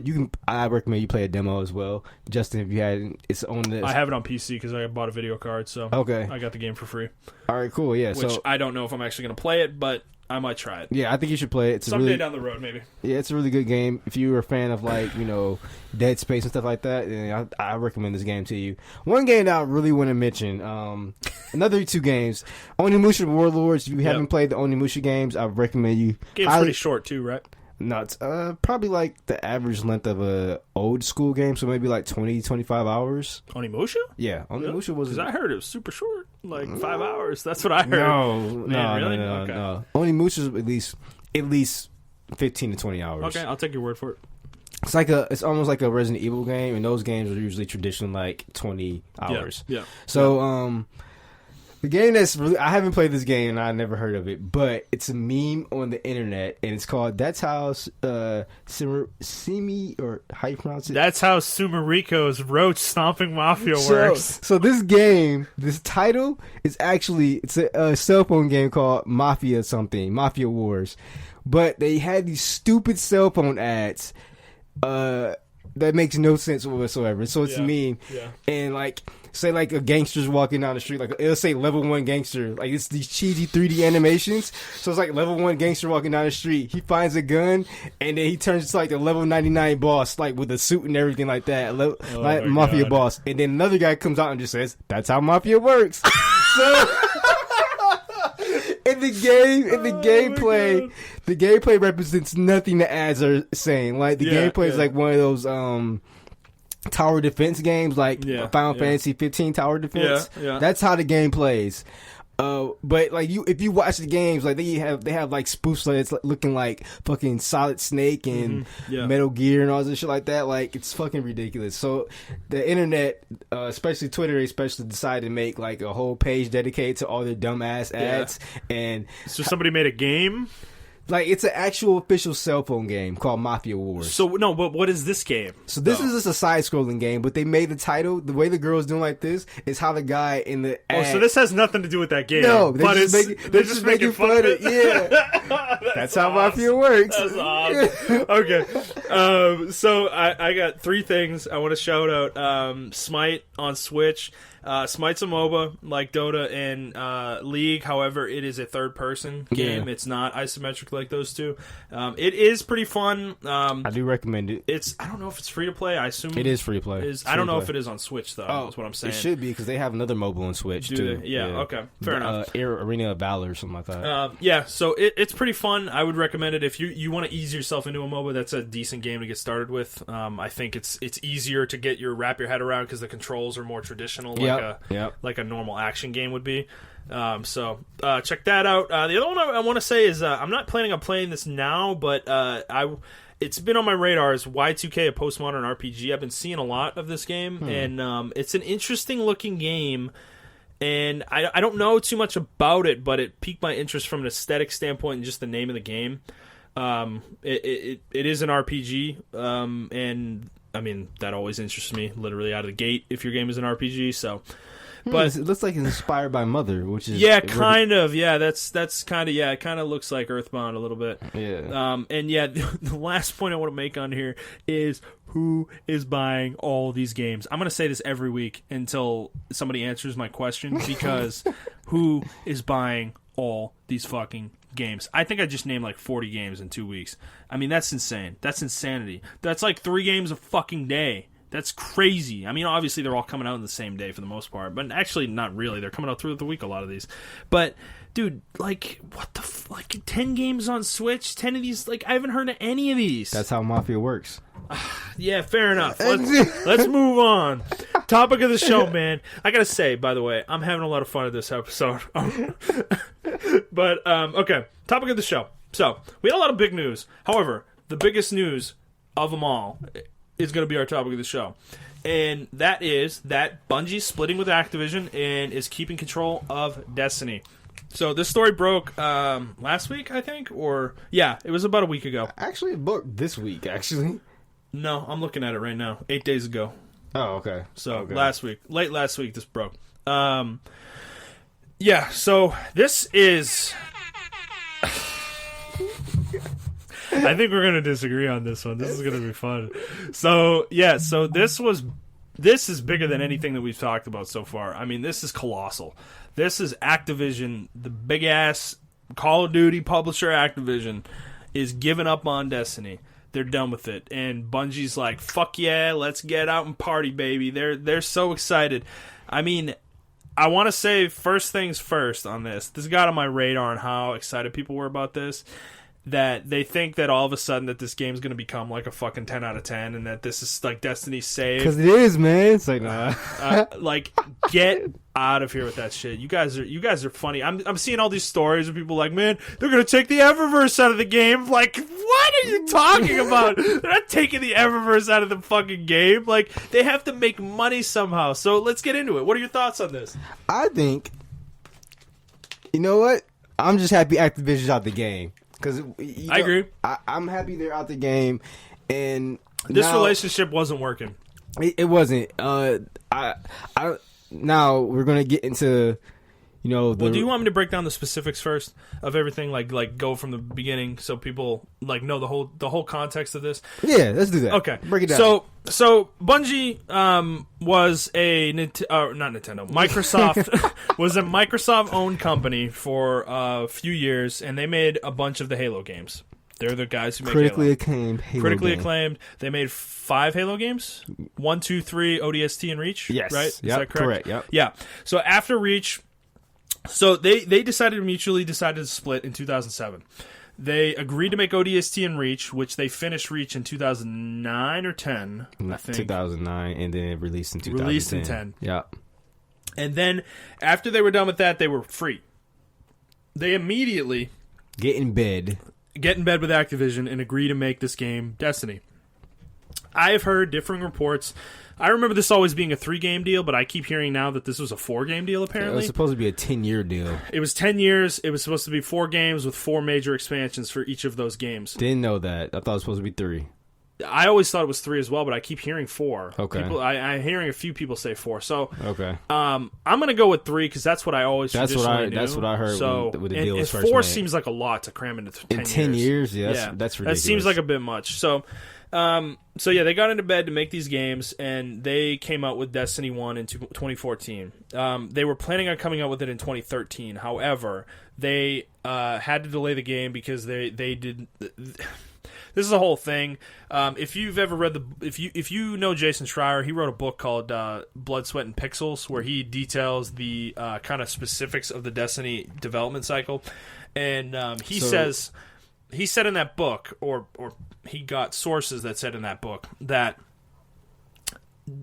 Destiny was basically done in 2013. They were finished with it. Yes, and they showed the entire game's story to the higher ups in Bungie. So this is why Justin doesn't believe it's going to be bells and whistles after this. But continue.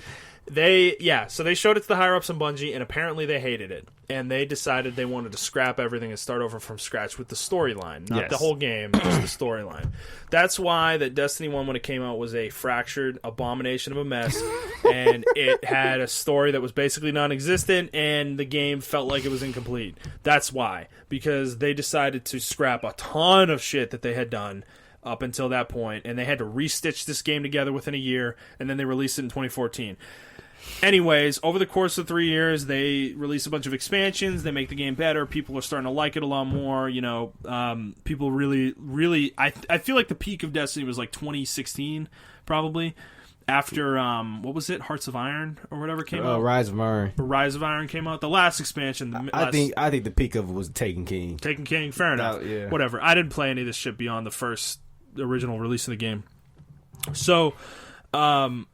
People were really excited about Destiny. Destiny 2 gets announced, and then they released that in 2017. Unfortunately, that's a fucking mess. Holy shit, guys. What a disaster. I played that shit. I was a Destiny buff. Man, that game was terrible. Continue. And, they've continued to release expansions since. We're a year and a half out from that release. They did the same thing they did with Destiny 1, but they released Forsaken, but they didn't get my money because I'm like, you're not about to do this shit again to me, Bungie. So, but they keep releasing expansions, and it's getting better with every expansion. From what I understand, from what I hear, that's kind of the popular opinion. However, the Eververse shit is trash, though. This game, they also introduced microtransactions into the game where you can buy shaders.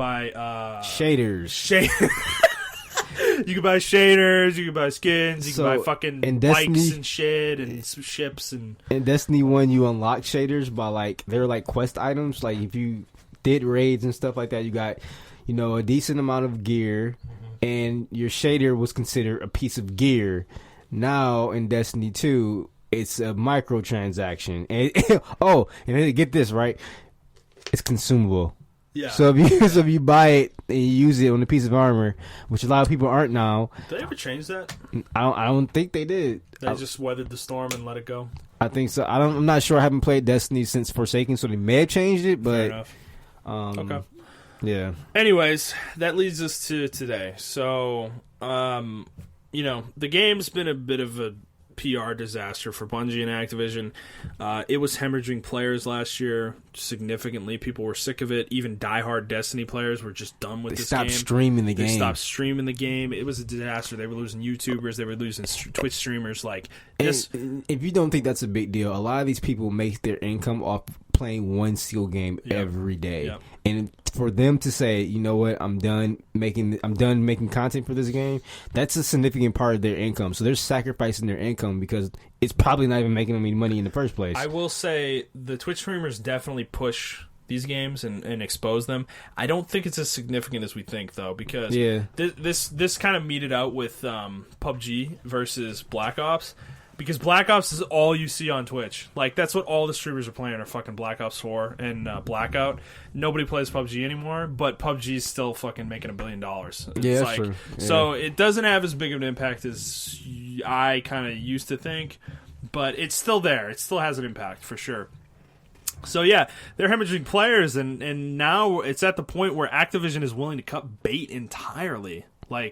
That, I think people are losing sight of this, and this is the part of it that really has gotten on my radar, is that this is people are so reductive when they talk about this stuff, where we hate publishers so much, where we're just like, yay, Bungie's saved, the evil Activision's gone now, that means they're gonna be fucking amazing again. That's not how this shit works. I'm sorry. No, it doesn't. You know what this means? The fact that they're willing to get rid of this, that means that they think this game is not gonna be profitable. Like it's not worth it to them. Well, this isn't a worthwhile investment to them. They said that they didn't feel like Forsaken made enough. Yeah, they said that, and their investors felt like that. And even though Luke Smith came out and was like, "It did make enough. We're very proud with it." Of course you are. You made it, bro. Yeah. But like, and that's Bungie talking. That's Bungie talking. I'm very optimistic because I think that even though the higher ups did deny that initial Destiny game, I think Activision I don't understand that. Yeah, that was a huge fuck up. Yeah, I think they were influenced by Activision. They might have been. That's very possible. They might have been. Because the reason I say that is not only because of that, but you got rid of one of your key composers from music. Well, he left. Yeah, he voluntarily left. He voluntarily left because they were pissing him off. And they pushed him out. I think. Yeah, but I mean, yeah, he quote unquote resigned, but yeah, I think they pushed him out. Yeah, he pushed, and but not just him. There were other guys that were old Destiny. Yeah, or not Destiny, old Bungie guys that all left, like because they made Halo in space. Well, this is the thing. So yeah, this is the thing that is funny about all this is that like this is why I don't absolve Bungie of this stuff, and this is why this annoys me that people are so like they don't put any of the blame of Destiny on Bungie because it's so annoying to me because it's like Bungie's the one who signed the contract. They're the one who fucking put their names on the paper to say, yeah, we'll get in bed with Activision. Like it's not like they lack responsibility in this situation. Like their management decided to do this, like, and they couldn't execute it. That's their fault. I know Activision is part of the reason they couldn't execute it, but you decided to get in bed with them in the first place. Yep. That's your fault. So that's the other part of it too, is that this was a company that was sick of making first-person sci-fi shooters, and guess what they go do? They go fucking get in a deal to make a first-person sci-fi shooter. And that was reading that book that Jason Schreier wrote. A lot of the developers that he got quotes from, that was their sentiment. That's why they all left. A lot of these guys left because they're like, we were mad about making a sci-fi first-person shooter game, and we wanted to make our own shit, and then we just decided to make a sci-fi first-person shooter. Like, what are we doing? Like, we're just going down the same fucking road we were already down. Like, why? I think they initially wanted to be third person, didn't they? I think they did. Yeah, and this game had certainly had different iterations of it, but yeah.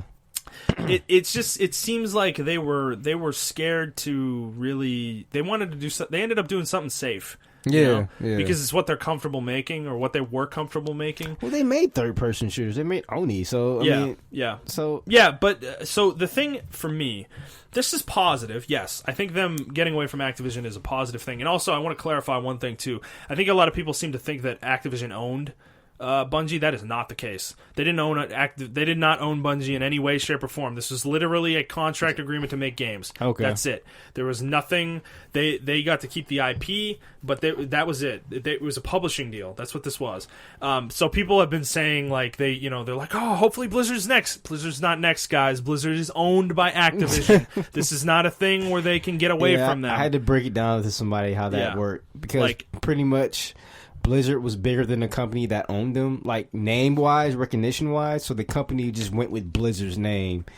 And when Activision bought that company, they just decided to take on Blizzard's name because they were so fucking big, That name was so big and synonymous with games. Yeah, so the thing is, if Blizzard was ever going to get away from Activision, it has to be a mutual agreement on both sides. Yeah. Or they have to somehow present enough capital in order to buy themselves out, to buy their company back, basically. And those two things they're not going to happen anytime soon. So stop getting your hopes up with that. That's not a thing that's like realistic. But so the thing for Bungie, I think this is positive in the long term. The problem is they're a big company and they have to figure out a way to fund themselves in the meantime until they can make something that is different from Destiny. Because I think the rumor already is that they're making another game already, or they're planning on making another game. But they need to last until they can get that game out. The other problem is, what are their options? They're going to self-publish. They've never self-published. They don't know how to publish games. They don't know how to manufacture I'm pretty games. sure they got something in the works. But yeah, you're right. Well, we don't know so that. They have to figure that out, though. That is a huge amount of money that they have to invest in self-publishing. It's either that or you get into another publishing deal with somebody else. I mean, those are the options. That's it. You're right. So this is they're not a Rockstar. They can't self-publish their shit. No, I'm gonna. Well, no, Rockstars, they're owned by 2K. Oh shit, you're right. Yeah. So like, I'm gonna be keenly watching this because what they do in the next few months is really gonna determine their future. Like I could see them in bed with EA. Or Ubisoft. Oh my god! Don't say that. Or somebody buys them. Somebody decides to buy them. Like they get bought out by Microsoft. Well, no. The idea was I did hear some people talking about maybe Sony. It would be smart for Sony to maybe pursue them, but I don't think Bungie wants to be purchased by anybody. Yeah, and I think they don't.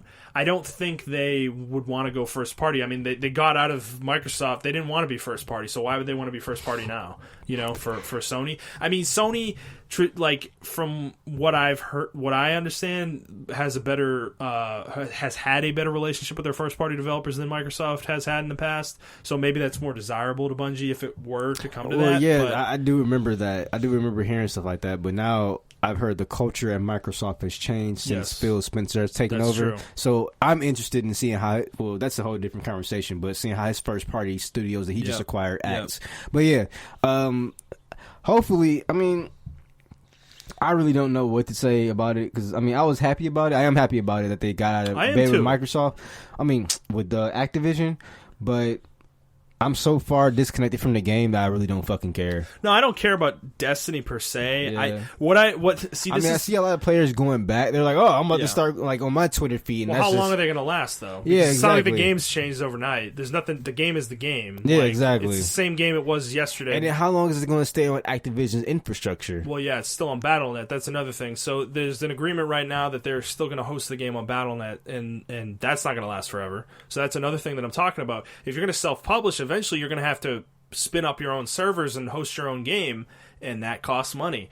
And Bungie, I would assume, is not full of cash right now, you know, like, and in this game, if they do it right, if they somehow get this game popular again and get people back into this game could be a game that makes them they could stay independent and fund their own shit, and they can use this game sort of the way I talk about EA with the Madden and FIFA, where this could be their cash cow that kind of keeps them afloat and lets them make other stuff.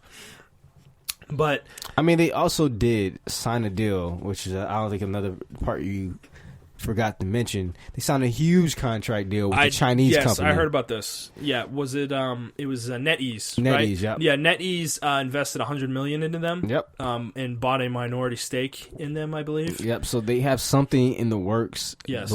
But, so they got some funding there. But the last thing I heard from that game, it was supposed to be a game they're making, but it was like what's it called? An AR mobile game they're trying to make. Yep. But I don't know. That's just like rumors right now. Yeah. We don't know anything. We don't know anything concrete about that.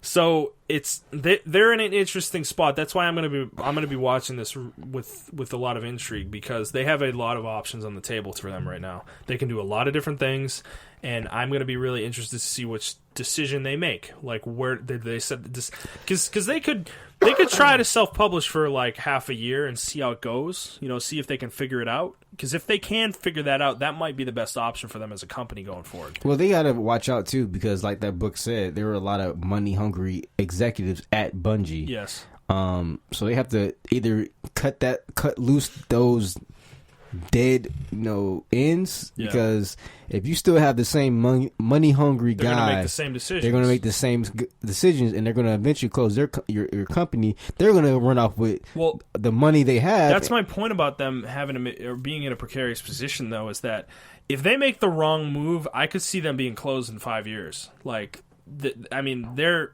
big. I mean, man, I want to know how many employees they actually employ, because that's a really important point here. Not to mention like the contractors they have to get and stuff like that. Yeah, contractors, and I mean it's so yeah. According to a quick Google search here, 750 employees as of 2016. So that could be more. How many employees do we have just at our place of business? Like 5,000. 5,000? Yeah. Okay, never mind then. So it's like, I don't know, because like that's not that big, but I would say that's pretty huge. But yeah, never mind. So, I mean, Yeah, you're comparing apples to oranges though with that. It's not really the same thing. I mean, it's hard to compare the money there too, but yeah, 750 employees, like let's just say that's the number now. I mean, that is huge for a video game studio. That's massive. I mean, Naughty Dog is only like 300 or 400. Really? Yeah. Oh, Santa Monica is around the same. Like most of Sony's first parties are around that number. Like they're not that big, and think of the games they make, right? Yeah, I am thinking. That's what I'm saying. Wow. Yeah, and think about, you have to fund all these. You have to make enough money to pay all these people every year, you know, and you have to make enough money to maintain infrastructure eventually, and make copies of your game, you know, to like sell physical copies of your game. And I mean, that's a lot. That's why is why publishers exist. I can see them going digital only. I can see that. I doubt it. They're too big. They can't do that. Not with Destiny, dude. There's no way. I mean, it sounds like a dire situation right now for them because they don't have that money cash cow behind them anymore. I mean, we don't know how much capital they have, right? They could have a lot of capital, and obviously 100 million is a lot of money. Yeah, that's true. You know, so that I don't know how far that goes for them, that investment, but that's the thing is they're big enough where if they make the wrong choice, they could fail really quickly. You know? Yeah, I mean, they have to think about this. They have to maintain Destiny and potentially make more Destiny stuff. Then they're making another game on top of it. I mean, that's a lot for a studio to take on. I mean, they can do it. It's just I don't have confidence in them because of how they treated Destiny 1. I agree. Yeah. And then I don't know if Destiny 2 was just a combination of the Bungie executives and Activision, but it was just a shit show. And it's one of those things how we said with Star Wars. One of these IPs that has huge potential. Yeah. The stuff that they can do with that game is ridiculous. And they do nothing with it. Like, okay. So my experience with Destiny is I've played the base version of both games. Destiny 1, Destiny 2. I've never played any of the expansions, so this is my impressions of the franchise. I've played both of the base games. I was obsessed with both for about a month, and then immediately fell off and never thought about it again. Sounds about accurate. Didn't give a shit and was like, this game is shallow and boring. And Destiny, it's funny because Destiny 1, looking back on it, actually has a lot more depth to it. Yeah, it does. Destiny 2, they took all the depth out. The game is so streamlined and it's so shallow. You have like these 3 trees that you have to choose from, and you pick one, and that's what you are. There's no like picking between all 3 and like doing one thing in all 3. Like, yeah, we thought Destiny 1 was bad. Like, yeah, it had more depth. And then your guns have, like, they used to have attachments that you would choose between different ones. Yeah. Destiny 2 still has that, but it's like a lot less from what I remember. It's only like one setting, I think, between each gun. Yeah, you have like 2 different choices basically. Yeah. And God, dude, and then the actual itemization themselves, like your power as a character is literally just tied to your light level. Like, that's determines how much damage you do. And the other thing I don't like about these games is the way they scale. That's why I hate Destiny. I don't even know why there's leveling in this game. Yeah, it's an arbitrary thing. It's such an arbitrary thing because it's like literally like no, they don't even do the illusion well though. At least in Borderlands, like that game scales, but at least that game scales upward, right? Yeah. And it like feels like you're getting more powerful, even though you're really not. But in Destiny, like, they don't even do the illusion well because at level 1, you'll shoot a guy in the head with a fucking scout rifle and it does 9 damage. And then at max level, you'll shoot somebody in the head with the scout rifle, like the same scout rifle just scaled up to level 20, and it does 9 damage to the guy in the head. Like, they didn't do it well. Like, the numbers don't even go up. Like, the scaling is just the same all the time. It's weird. So... Yeah, like, how you saying, like, if I'm, like, light level 100 or whatever, let's say, and I start out, and I do 9 damage, and it takes 3 headshots. Yep. So, hypothetically speaking, like, let's say World of Warcraft, I go into the field, and I'm fighting a hog or something like that, and 3 hits, and the hog's dead. Because I'm the same level or maybe lower than the level of the hog. Yeah. What's traditionally supposed to happen is if I come back in World of Warcraft, I'm level fucking 85. If that hog even touches me and I just raise my sword, I can beat it. Like, it doesn't even get a chance to do its animation to fight me. Yeah. in Destiny, let's say I come back to that same monster, and I'm like light level 500. It still does 3. It's 3 shots to still kill it. 3 shots to kill it, and it does like 3,000 damage each shot. And because they scale everything. Because they scale everything according to your light level, and it's kind of stupid. So that's my point, is like the damage numbers they show you are fucking irrelevant, because it's literally, like you said, at level 1, it takes 3 headshots to kill this guy with this gun. At level 20, it takes 3 headshots to kill this guy with that gun. Like, and that guy may be the same level. What's the point of the levels then? Like, you're supposed to get more powerful. That's the point of a leveling system. Exactly. You're supposed to get more powerful. You're supposed to feel like you're more powerful. I mean, I'm noticing that. And then the other thing that annoys me, Destiny 2, this game, God, I fucking hate Destiny 2. Like, when I really Destiny think about 2 is one of the... It was a terrible game. One of the worst loot-based shooters I've ever played. The loot is awful. The design of the loot is awful, because you get to tokens. level 20. You get to level 20, and your light level goes up about 10 points every level from 1 through 20. So you're about at 200 when you get to 20, right? The max light level at the base version of Destiny 2 was, I think, like 310 or something like that. So that's the equivalent of like level 31 if you're leveling naturally, like what I was talking about. However, you only get to 20. So you have to get light level other ways. So the way the game works is you'll do activities, and anything that drops just keeps going up and up and up until 265. Oh, and then once you reach 265... And then once you reach 265, that stops happening. Everything stops going up. So the only way to get higher level gear is to do these things called milestones every week. That's how it was at launch. The only ways that I knew of were to do milestones or do the raid. Yeah. I think those are the only 2 ways that you could get things that were actually more powerful. So you got your milestones. You can do, like, and milestones include like doing a hard version of a mission, do 3 strikes, and play PvP, and doing like a nightfall version, which is like a super hard mode of strikes that you have to do. Actually, the nightfall dropped things that were higher level as well. Exactly, right? Milestones. So you would think, just being like a normal person, you would think, hey, okay, you guys got this game. Wouldn't you want to play it all the time to continue to build these milestones?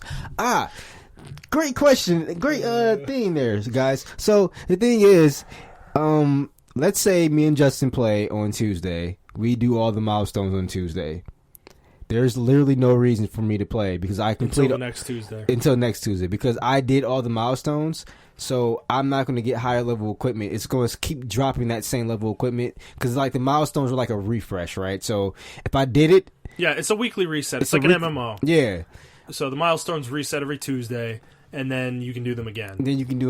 But you can't progress any further. Yeah, because of what I was saying. Yeah, the only activities that let you get higher level gear are the milestones. Yes, you can keep playing those same milestones. It's not like the game bars you from playing it. You play it one time.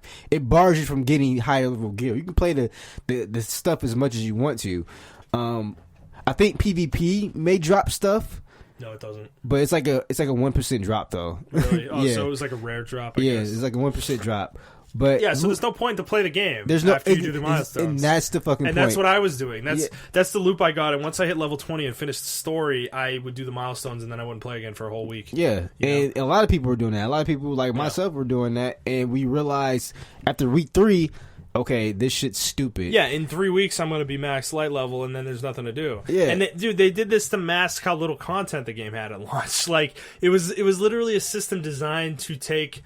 like a ton of real time to actually do exactly because there was not a lot to actually do in the game, and I don't understand. And the other thing with this is this is not how you do loot, dude. Like you don't make this just bar of fucking this lateral bar of shit that drops at a certain power level, and then you do another bar a little bit higher.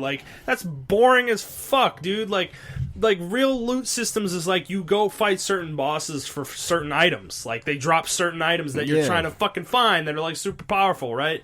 And you give other ways to find shit. That's what a real loot game does. Is they give you quests that give you items that are more powerful. They give you fucking certain bosses drop certain things, and then certain activities will drop certain levels of items. Like a raid will drop higher level stuff than a fucking a regular strike would, right? And then the nightfall would fall in between that in a normal MMO structure. Yeah, exactly. Right? But no, not in Destiny. In Destiny, everything's the fucking same.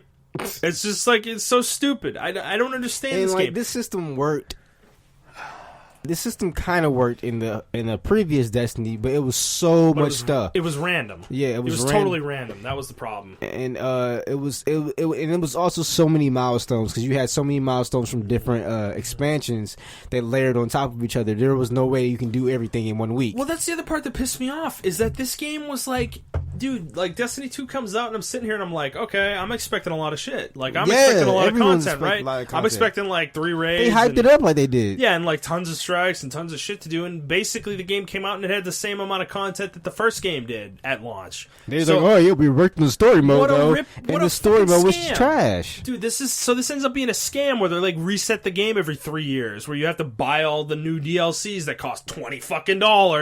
You know, it's like it drove me a little nuts. A lot of people called it Destiny 1.5 because it wasn't worthy of being called Destiny 2. I wouldn't even call it Destiny 1.5. But I called it Destiny 0.5 because I agree with you. It went back.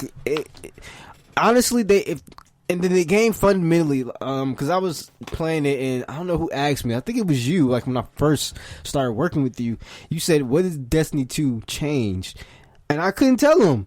Like fundamentally, what changed? Why is it called 2? There's nothing different from Destiny 1. They all they had to do was like put a patch in Destiny 1, and it could have been Destiny 2. Yeah. Honestly, that there was no engine upgrade. The thing they improved with Destiny 2 was the story. The story missions were cool. There were some cool story missions. I thought that mission on the ship and the sun, like next to the sun, was really cool. I really like that mission where you have to like avoid being outside because you're next to the sun, right? Yeah. Like that was kind of cool. There was some cool design stuff there, but it was overall they just didn't capitalize on a lot of stuff. It's not very long though. It's like fucking 6 hours. The coolest mission to me was the very first one where you lose all your fucking powers. You're just a regular fucking human. Yeah. Oh yeah, that was pretty cool. But then I thought they were going to capitalize more on that, but they didn't. But no, they did. They used it as like a plot device for 5 minutes. And I was like, this is so stupid. Yeah. So I that's my point. Is that Bungie made these games. I know everybody wants to blame Activision for this, but Bungie made both of these games. Yeah, they had a partnership. It's not like they own them like Infinity War or like Sledgehammer Games. They couldn't necessarily just tell them everything to do, right? Like they probably had influence, but Bungie still made the core games at the end of the day. They made the system. It's not like Activision suits are coming in and being like, you need to make all the items scale. That's not something they would do. Bungie made that choice, and it was poorly designed. It's not fun. It's not rewarding. It wasn't interesting. It's just like, dude, you design a system where you don't want, like, you don't incentivize people to play your game. That's what's shocking. And it's like they didn't understand it the first time. Yeah, that people want to play your game. There is no weekly. They did it with Destiny 1. Yeah. Destiny 1 still had the weekly reset shit, but they layered so much content on top of it where eventually you couldn't complete it all in a week. Yeah, exactly. Right. But this, if they still wanted to do that same gameplay loop, Destiny 2 need to have at least 3 campaigns worth of stuff in there. Way more content than it had. 2 or 3 times the amount of content that was actually in the game at launch. Yes. Like, and yeah, it's just. I think that's the stupidest thing. I wonder, there had to be like an intern in there or something. It's like, wait, so to play your game more, I play it one time, I do the milestones, and then I don't play it until Tuesday. Well, yeah, that's my thing. Like, who's testing this game? Like, did anybody give feedback? Bro, I don't think game testers exist anymore. I think game testers aren't empowered to speak up because things like this happen all the time. Yeah. I don't understand. Like, dude, if I was a game tester, I would have been like, guys, you would have been fired. Me and you would have been fired. I would have reamed the game. I would have been like, you guys. I think game testers are so like. Yeah, they're bottom of the barrel. Yeah, I think they're so beta. Like, they're like so grateful to be in the studio that they don't really care. Yeah, of course. Yeah, but I would have challenged them. I would have been like, look, this isn't a funly designed game. I mean, they try to pretend that this wasn't an MMO, but they designed this game like an MMO. Both of these games. They're MMOs. They strive so hard away from that. Like, we're not MMOs. Yeah, they look at that as like a negative thing. And their fans are like, oh my god. Bro. Oh my god. Oh my god. Alright, so you remember my friend DJ you met yesterday, right? Oh no, yeah, I did. Oh my god. This guy said, what did he say yesterday? That PUBG was no, that Black Ops 4 is more realistic than PUBG. Yeah. Okay, but that's my best friend. I love him to death. But No, he's a nice guy. Yeah. We had this biggest argument about Destiny being an MMO, and he was like, technically it's not an MMO. I'm like, bro, why don't they just make it a full-fledged MMO? Because it's not an MMO. It's a shooter-looter. It's a looter-shooter. And I'm like, but it's almost like an MMO, an instance-based MMO. They should just make it a full-fledged. It has instances. It has leveling. It has talent trees. It has weekly resets. It has raids. I mean, every MMO. single one of those things I said is a keyword of an MMO. Like, it's an MMO. I'm like, bro, I'm pretty sure they charge people like $5 a month or something like that. Mm-hmm. You know, just for like subscription fees. People will buy it because it's like you probably get way more content and make the base game $20 and like, or how much was Final Fantasy 14 when that came out? Like 60? Was that 60? Yeah, no, it was a full 60. All right. I mean, that's acceptable. But people still pay for the subscription because they got a lot of shit when they came out. Usually MMOs give the first month free when you buy the game. So Destiny should have did the same thing. They should have just made a subscription. They should have just embraced it. This is like, do you remember Battleborn when that came out? Yes. Because that game was like a first-person shooter MOBA, and Gearbox they were trying to avoid that label so hard. They didn't want that game to be labeled as a MOBA. Like, I don't understand why, because then it ended up being labeled a fucking clone of, or not clone, but it got thrown in the same bucket as Overwatch, even though they're completely different games. And that ended up destroying that game. Battleborn was actually, it had minions, it had CS. It's a MOBA. It's a MOBA. It's a fucking MOBA. Like, dude, if they had embraced that, they would have differentiated themselves from Overwatch. Yes. And I think that game might have survived. But the fact that they wanted to push so hard against that label, they destroyed that game because it got put in the same bucket as Overwatch, and then Overwatch came out first and was way better. Yes. Like, so anyways, we went way off topic there, but no, I think it's in the same context. It's a similar thing though. It didn't hurt Bungie Destiny, but I think with Destiny 3, I think to stay afloat, like you said, they need to switch to a subscription-based model. Or change the game. Yeah, or just go completely single player. Change the game. Yeah, or not go single player, but just change the way the game works. Take the leveling out because the leveling is stupid. Yeah, the leveling is pointless. It has no purpose. It's the same thing I said about the Division. The leveling in that game is pointless. It's purposeless. It's literally there to waste your fucking time. Like, but you need a sense of pride and accomplishment. Fucking God, dude. The Division 1, like, we're gonna talk about the Division more, but the Division 1 pissed me off because it wasted 30 hours of my fucking life making me level. Like, I just wanted to play the end game. That's all I cared about in that game. You know, it's like, and it's the same thing with Destiny. Everything you do in Destiny up until level 20 is pointless. But my thing is, okay, Justin, so how would you structure those games without putting a level system in it? Taking the levels out? Yeah, would you just have like loot as like the base for the game? Yeah. Sure. I mean, no. The thing is, because doesn't Diablo have levels? You'd make it well, Diablo 3 is another game. Leveling is pointless in that game. That's the problem, though, is that they can't make the game in a way where they have enough content to justify there being no levels. So they put the leveling in there to waste your time. Like, they want it to take more time. Because think about it. If you take the leveling out of Diablo 3, the game is literally just a grindy loot game, right? Yeah. There's nothing there. Like, there's, like, obviously there'd be a storyline, but there's nothing there otherwise. Like, once you beat that's it. And they make you run through the story like 4 times when that game came out to get to max level, because that takes like 50 hours. So it makes it look like the game has a lot of content in it, when in reality it's just wasting your fucking time. It wastes 50 hours of your time because the real game is when you're max level. Because all the loot you get up until level 50 is pointless. There's no character customization in Diablo. Same with Destiny. There's no character customization in these games because, actually, Destiny has more character customization than Diablo. Destiny does. No, yeah, because you can actually choose between 3 different trees. Like, Diablo doesn't even have that, Diablo 3. And so you're not learning your character in any way. That's the whole point of leveling in MMOs, is to teach you your character and how your character plays. That's how they're designed. Destiny's not designed that way. Diablo's obviously not designed that way because it's a fucking ARPG. It's you just click on things and you kill them. Like, that's the point of the game.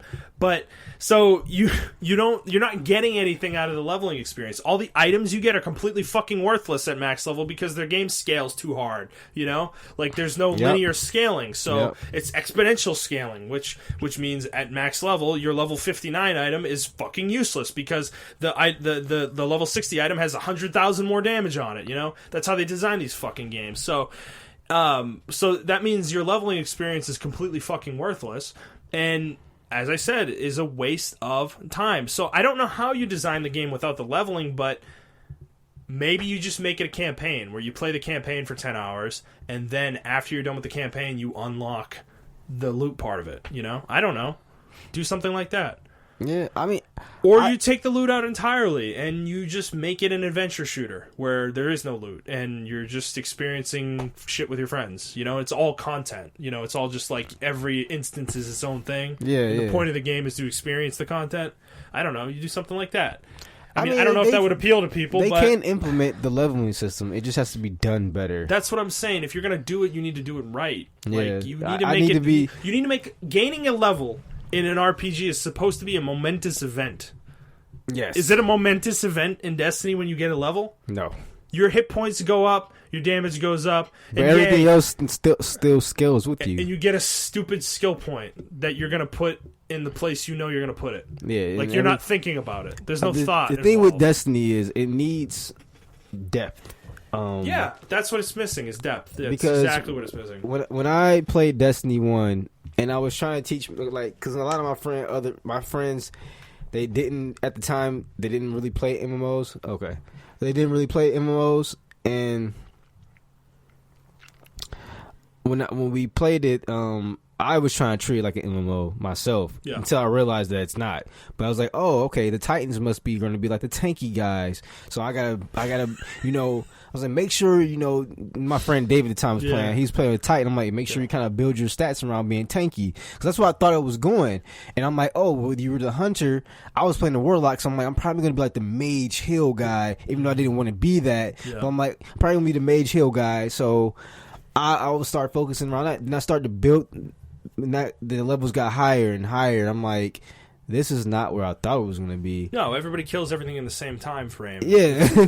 Yeah, you're not, like, a hunter's not a DPS character or anything like that. Yeah. The thing is, they do give the characters roles. Like, each class has a different role. In the raids, the raids. But you don't understand that. But in the strikes, nobody cares. You can just play it as a shooter with no abilities at all, and you're fine. And the average player who plays the raids... I feel like an average player sometimes doesn't even experience the raids in Destiny. Don't. I feel like maybe only 20% of their population experiences the raids. It's probably less than that. Yeah, because the raids are so vastly different from that. They're hard. Yeah, they're actually like they require coordination, and you need to understand your character. You need to understand your character. You need to understand what your abilities do and how to use them and when to use them and what to use them on. You know, like, exactly. And it's actually that's the one part of the game that is the MMO experience. The rest of the game isn't. It's super casual, and you don't need to know anything. Like, yeah, and that's where they fucked up at. They need to teach their player, how you say it, teach their players their roles. Like, if you're going to do an MMO, I think Final Fantasy XIV does it well as far as a casualized MMO. It eases you into the game with these little light parties, these battle rights that you do and everything. And they teach you, like, okay, you're a DPS, so this is your job, man. You got to attack the character, do most damage. You're a tank. This is your job, man. Yeah. And they give you these little roles, like you're level 10, and then you go level 15, and it just gradually gets higher. And you gradually understand your role as a tank, healer, DPS character. That's what they need to do because, like I said, they have the infrastructure. It's already there. Your Titan character can be a tank character. Make him a fucking tank character. Yeah. Like, hunters, make them... You have like 3 different versions of a hunter. Do that. Your warlocks, 3 different versions of warlocks. You have like 9 different classes. Then, right? You technically have 9 different classes. Yeah, that's what you're saying, right? Yeah. So they have the infrastructure there. The next game, it just needs to implement. I think they just need to fully embrace. But the thing with Bungie is their ego holds them back. Yeah. People are telling them like, "Hey, man, I think maybe you should just go MMO. It's my art piece. It's my piece of art. I can do." And you know what? You're totally right. It is your piece of art. But I'm just telling you, from the art that I experienced, your art is MMO, and you need to fully embrace being an MMO, and you probably be the best MMO ever out there. You know what I'm saying? Yeah. Well, the thing with MMOs too is the leveling experience in MMOs. MMOs a lot of the time, if you're not going to get into the end game stuff, the whole point of the game is the journey that you're taking leveling. Yeah. Right. And Destiny doesn't have that because the leveling experience is so short.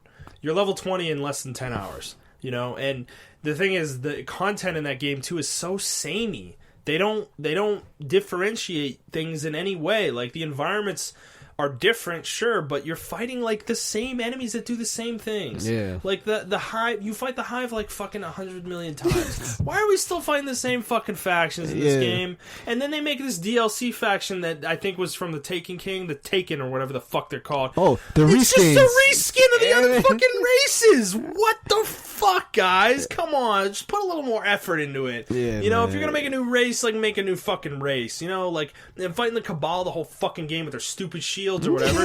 It's like you're so mad about the Cabal. it's fucking stupid though.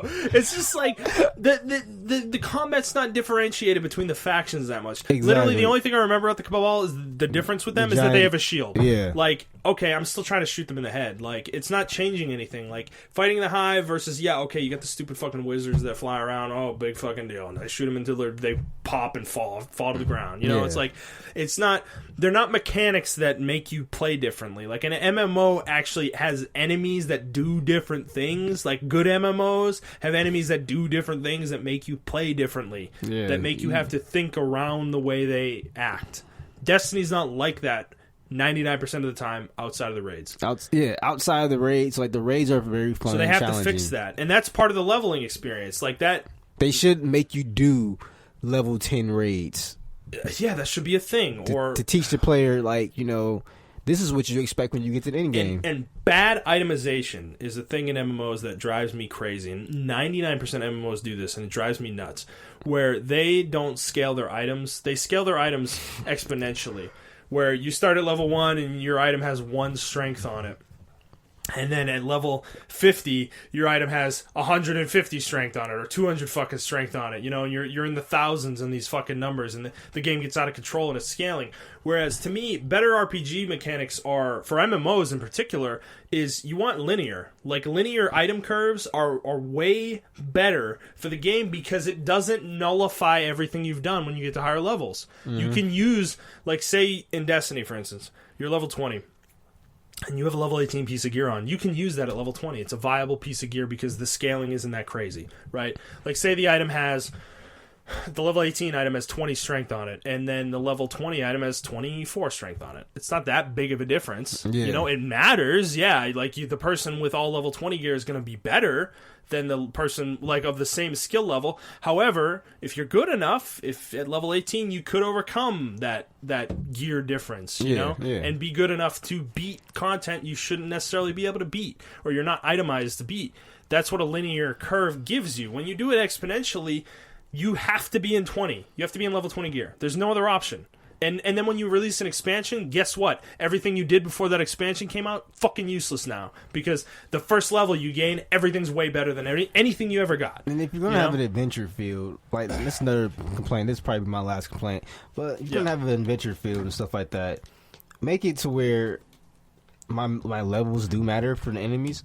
If I run across an enemy in an adventure field, which you do in MMOs, and that thing's like level fucking 50, I want it to look like it's level 50, and I'm like level 1. I'm like, I'm gonna fucking fight you one day, motherfucker. Yeah. But in Destiny, it doesn't do that. Everything scales with you. Scale. That's the other issue with the leveling experience, and this is why leveling feels stupid, because when everything scales, you don't have that experience you're talking about where you go back to the level 1 area and you blow everything away. Yeah. You don't feel like you're powerful because everything scales. So that's another thing. You're taking away the power fantasy. This is the thing in games, this being the power fantasy, right? You're supposed to be the one that's powerful, and it's supposed to feel like you're powerful. And when you scale things in an RPG, you take that away from the player. Because everything is always at your level. The only time that it matters, which, like I said, the game doesn't teach you because they don't prepare you for it. Yeah. Is in the raids. In the raids, sometimes if your gear is under level, you can't even see their level. It's like a question mark. You can't even hit them. Yeah. So, but that's the only time that mechanic exists. Exactly. I want that mechanic to exist while I'm on it. That should exist in the open world. Exactly. Right? You should get gear for beating these public events and stuff like that. Or you may see a monster it don't even have to be a public event. It's just roaming around. It's level 45. It's just like a named enemy. Yeah. And we can't beat it, but I'm seeing like a level 45 Warlock and a level 45 Titan fight this thing, and they're just doing shit that I can't do yet. I'm like, whoa, they're taking blows from it. If I try to join the fight, I instantly die. You know what I'm saying? However, in Destiny, the way Destiny's leveling works, like, you instantly have your main ability activated, and you can do everything everybody else can do. It's just you have a couple little things that you're going to get later that you can't do yet, but they're not things that change the core of your character that much. So in other words, guys, like Activision leaving Bungie or splitting with Bungie is not going to make Destiny better. Destiny needs to make Destiny better. Yeah, or Bungie has to be the ones to make it better, and hopefully they have the leeway now to do that. I mean, it may sound like we're just bitching about the game. I know a lot of Destiny fans like, I like the way it is, but I mean, guys, like, it can be so much better. Like, I understand a lot of Destiny players. These are their first time with these type of like loot ARPG type games, so they don't understand how it can be better, but these games can be better, and Destiny don't be scared of depth is what I'm going to say. I think a lot of people are scared of depth and that overcomplicated stuff, and you know what? If you embrace it and really learn it and put the time invested in it, it's generally rewarding. You know? That's what I'm telling you with Dota, right? It's the same thing. It's like, that game is scary. It's really intimidating, even for somebody that's played a MOBA before, because there's so much shit in it that doesn't make any sense that you've never seen before.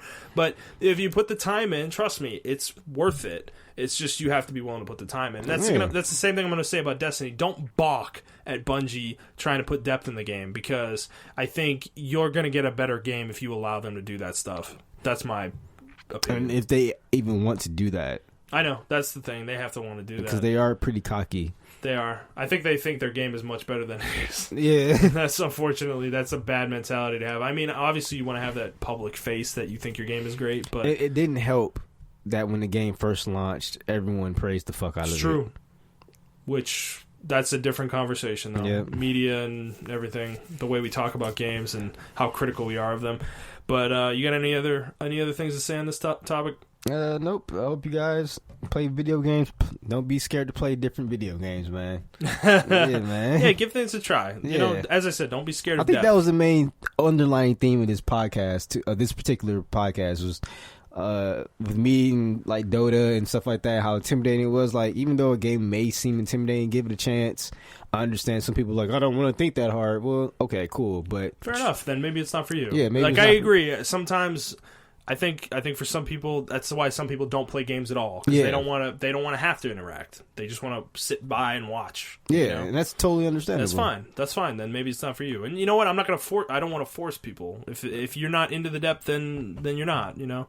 But I think ultimately that's kind of what I want people to take away, as well as is just give games a shot. I hate it when people say like they don't want to put, like, if a game doesn't grab them in an hour, then it's not worth playing. Like, you're robbing yourself of so many experiences when you approach games that way. Like, games are not movies. Like, the movies are 2 hours or an hour and a half. They have that. They have to grab you in an hour. Yeah. Like, if they haven't grabbed you in an hour, the movie's half over. It's like, but games aren't that short, so you need time to build up the momentum, you know, sometimes.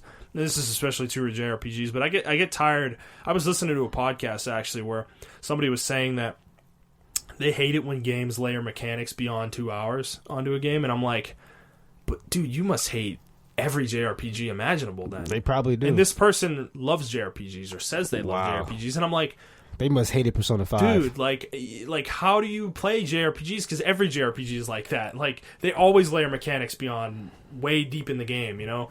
And they were saying in the podcast, too, that it's bad game design, and I just fundamentally disagree with that statement. I don't think it's bad game design to layer mechanics in your game later on. It's not. It actually, to me, makes your game fresh. You're freshening the game up. You're changing the gameplay deep into the game. Because those games are long, they're grindy, and you have to spend a lot of time in them. I think the greatest example of that is Xenoblade Chronicles 2. Xenoblade Chronicles X is one I was going to point at. Yeah. That game when you get the that mechs? Game completely changes the game 30 hours in. Like, completely changes the way the gameplay is 30 hours in. Like, it's crazy. So, I think you can do it well, if you can do it well, it works. Yeah. So don't be afraid to give a game a few hours, you know. If it hasn't grabbed you in 5 hours, then maybe it isn't for you, you know. But that's a personal choice you have to make. But don't play a game for 30 minutes or an hour and be like, fuck this game. Like, that's just doing a disservice to the game and yourself. Like, yeah, it's doing a disservice to the game and yourself. You're not giving it a real chance. You know, you're going into, like, to me, if you're doing that, you're going into it thinking you're not going to like it already. Yep, exactly. You know? 100% agree. So give it a shot. I mean, I don't know how this relates to Destiny anymore, but because Destiny needs that mechanic, but they're scared to do it. Yeah, they need that layering. They need those layers. I agree, and I hope Bungie will do it. Because, dude, if Bungie would do it, I would play it. Yeah, I like Destiny. I do. Like, I liked it. I love the way the game feels great, but it's just the rest of it, man. All the mechanics around it, the systems and the leveling and all that, it's just not done well. So anyways, we're wrapping up for this week. So if you have stuck with us this far, we appreciate you very much. If you want to interact with us on Twitter, Montrell is iTrap for the Hokage. That is the number 4, not the word. I am at Thundernut01, and then our podcast handle is at The Players Take. Yep. And if you want to ask us any questions, please ask us questions. Please ask us questions. We would love to read your questions. If you, as I said last week, if your question is "fuck you guys, I hate you," I'm still gonna read it on here, even though that's not a question. Just because somebody sent us a question, so you can send questions to at theplayerstake01@gmail.com, and we will 100% read them. And otherwise, I think that's it. You got anything else, man? You wanna add? No, that's it. All right, guys. Next week we'll be talking about Kingdom Hearts. Ooh. I believe, yeah. So that's coming up soon. We're not far out, like 10 days. Yeah, that's getting excited. Crazy. We're getting into the year, boys. Yeah, getting into the year. All right. So thanks for listening, and we'll see you guys next time. All right, bye.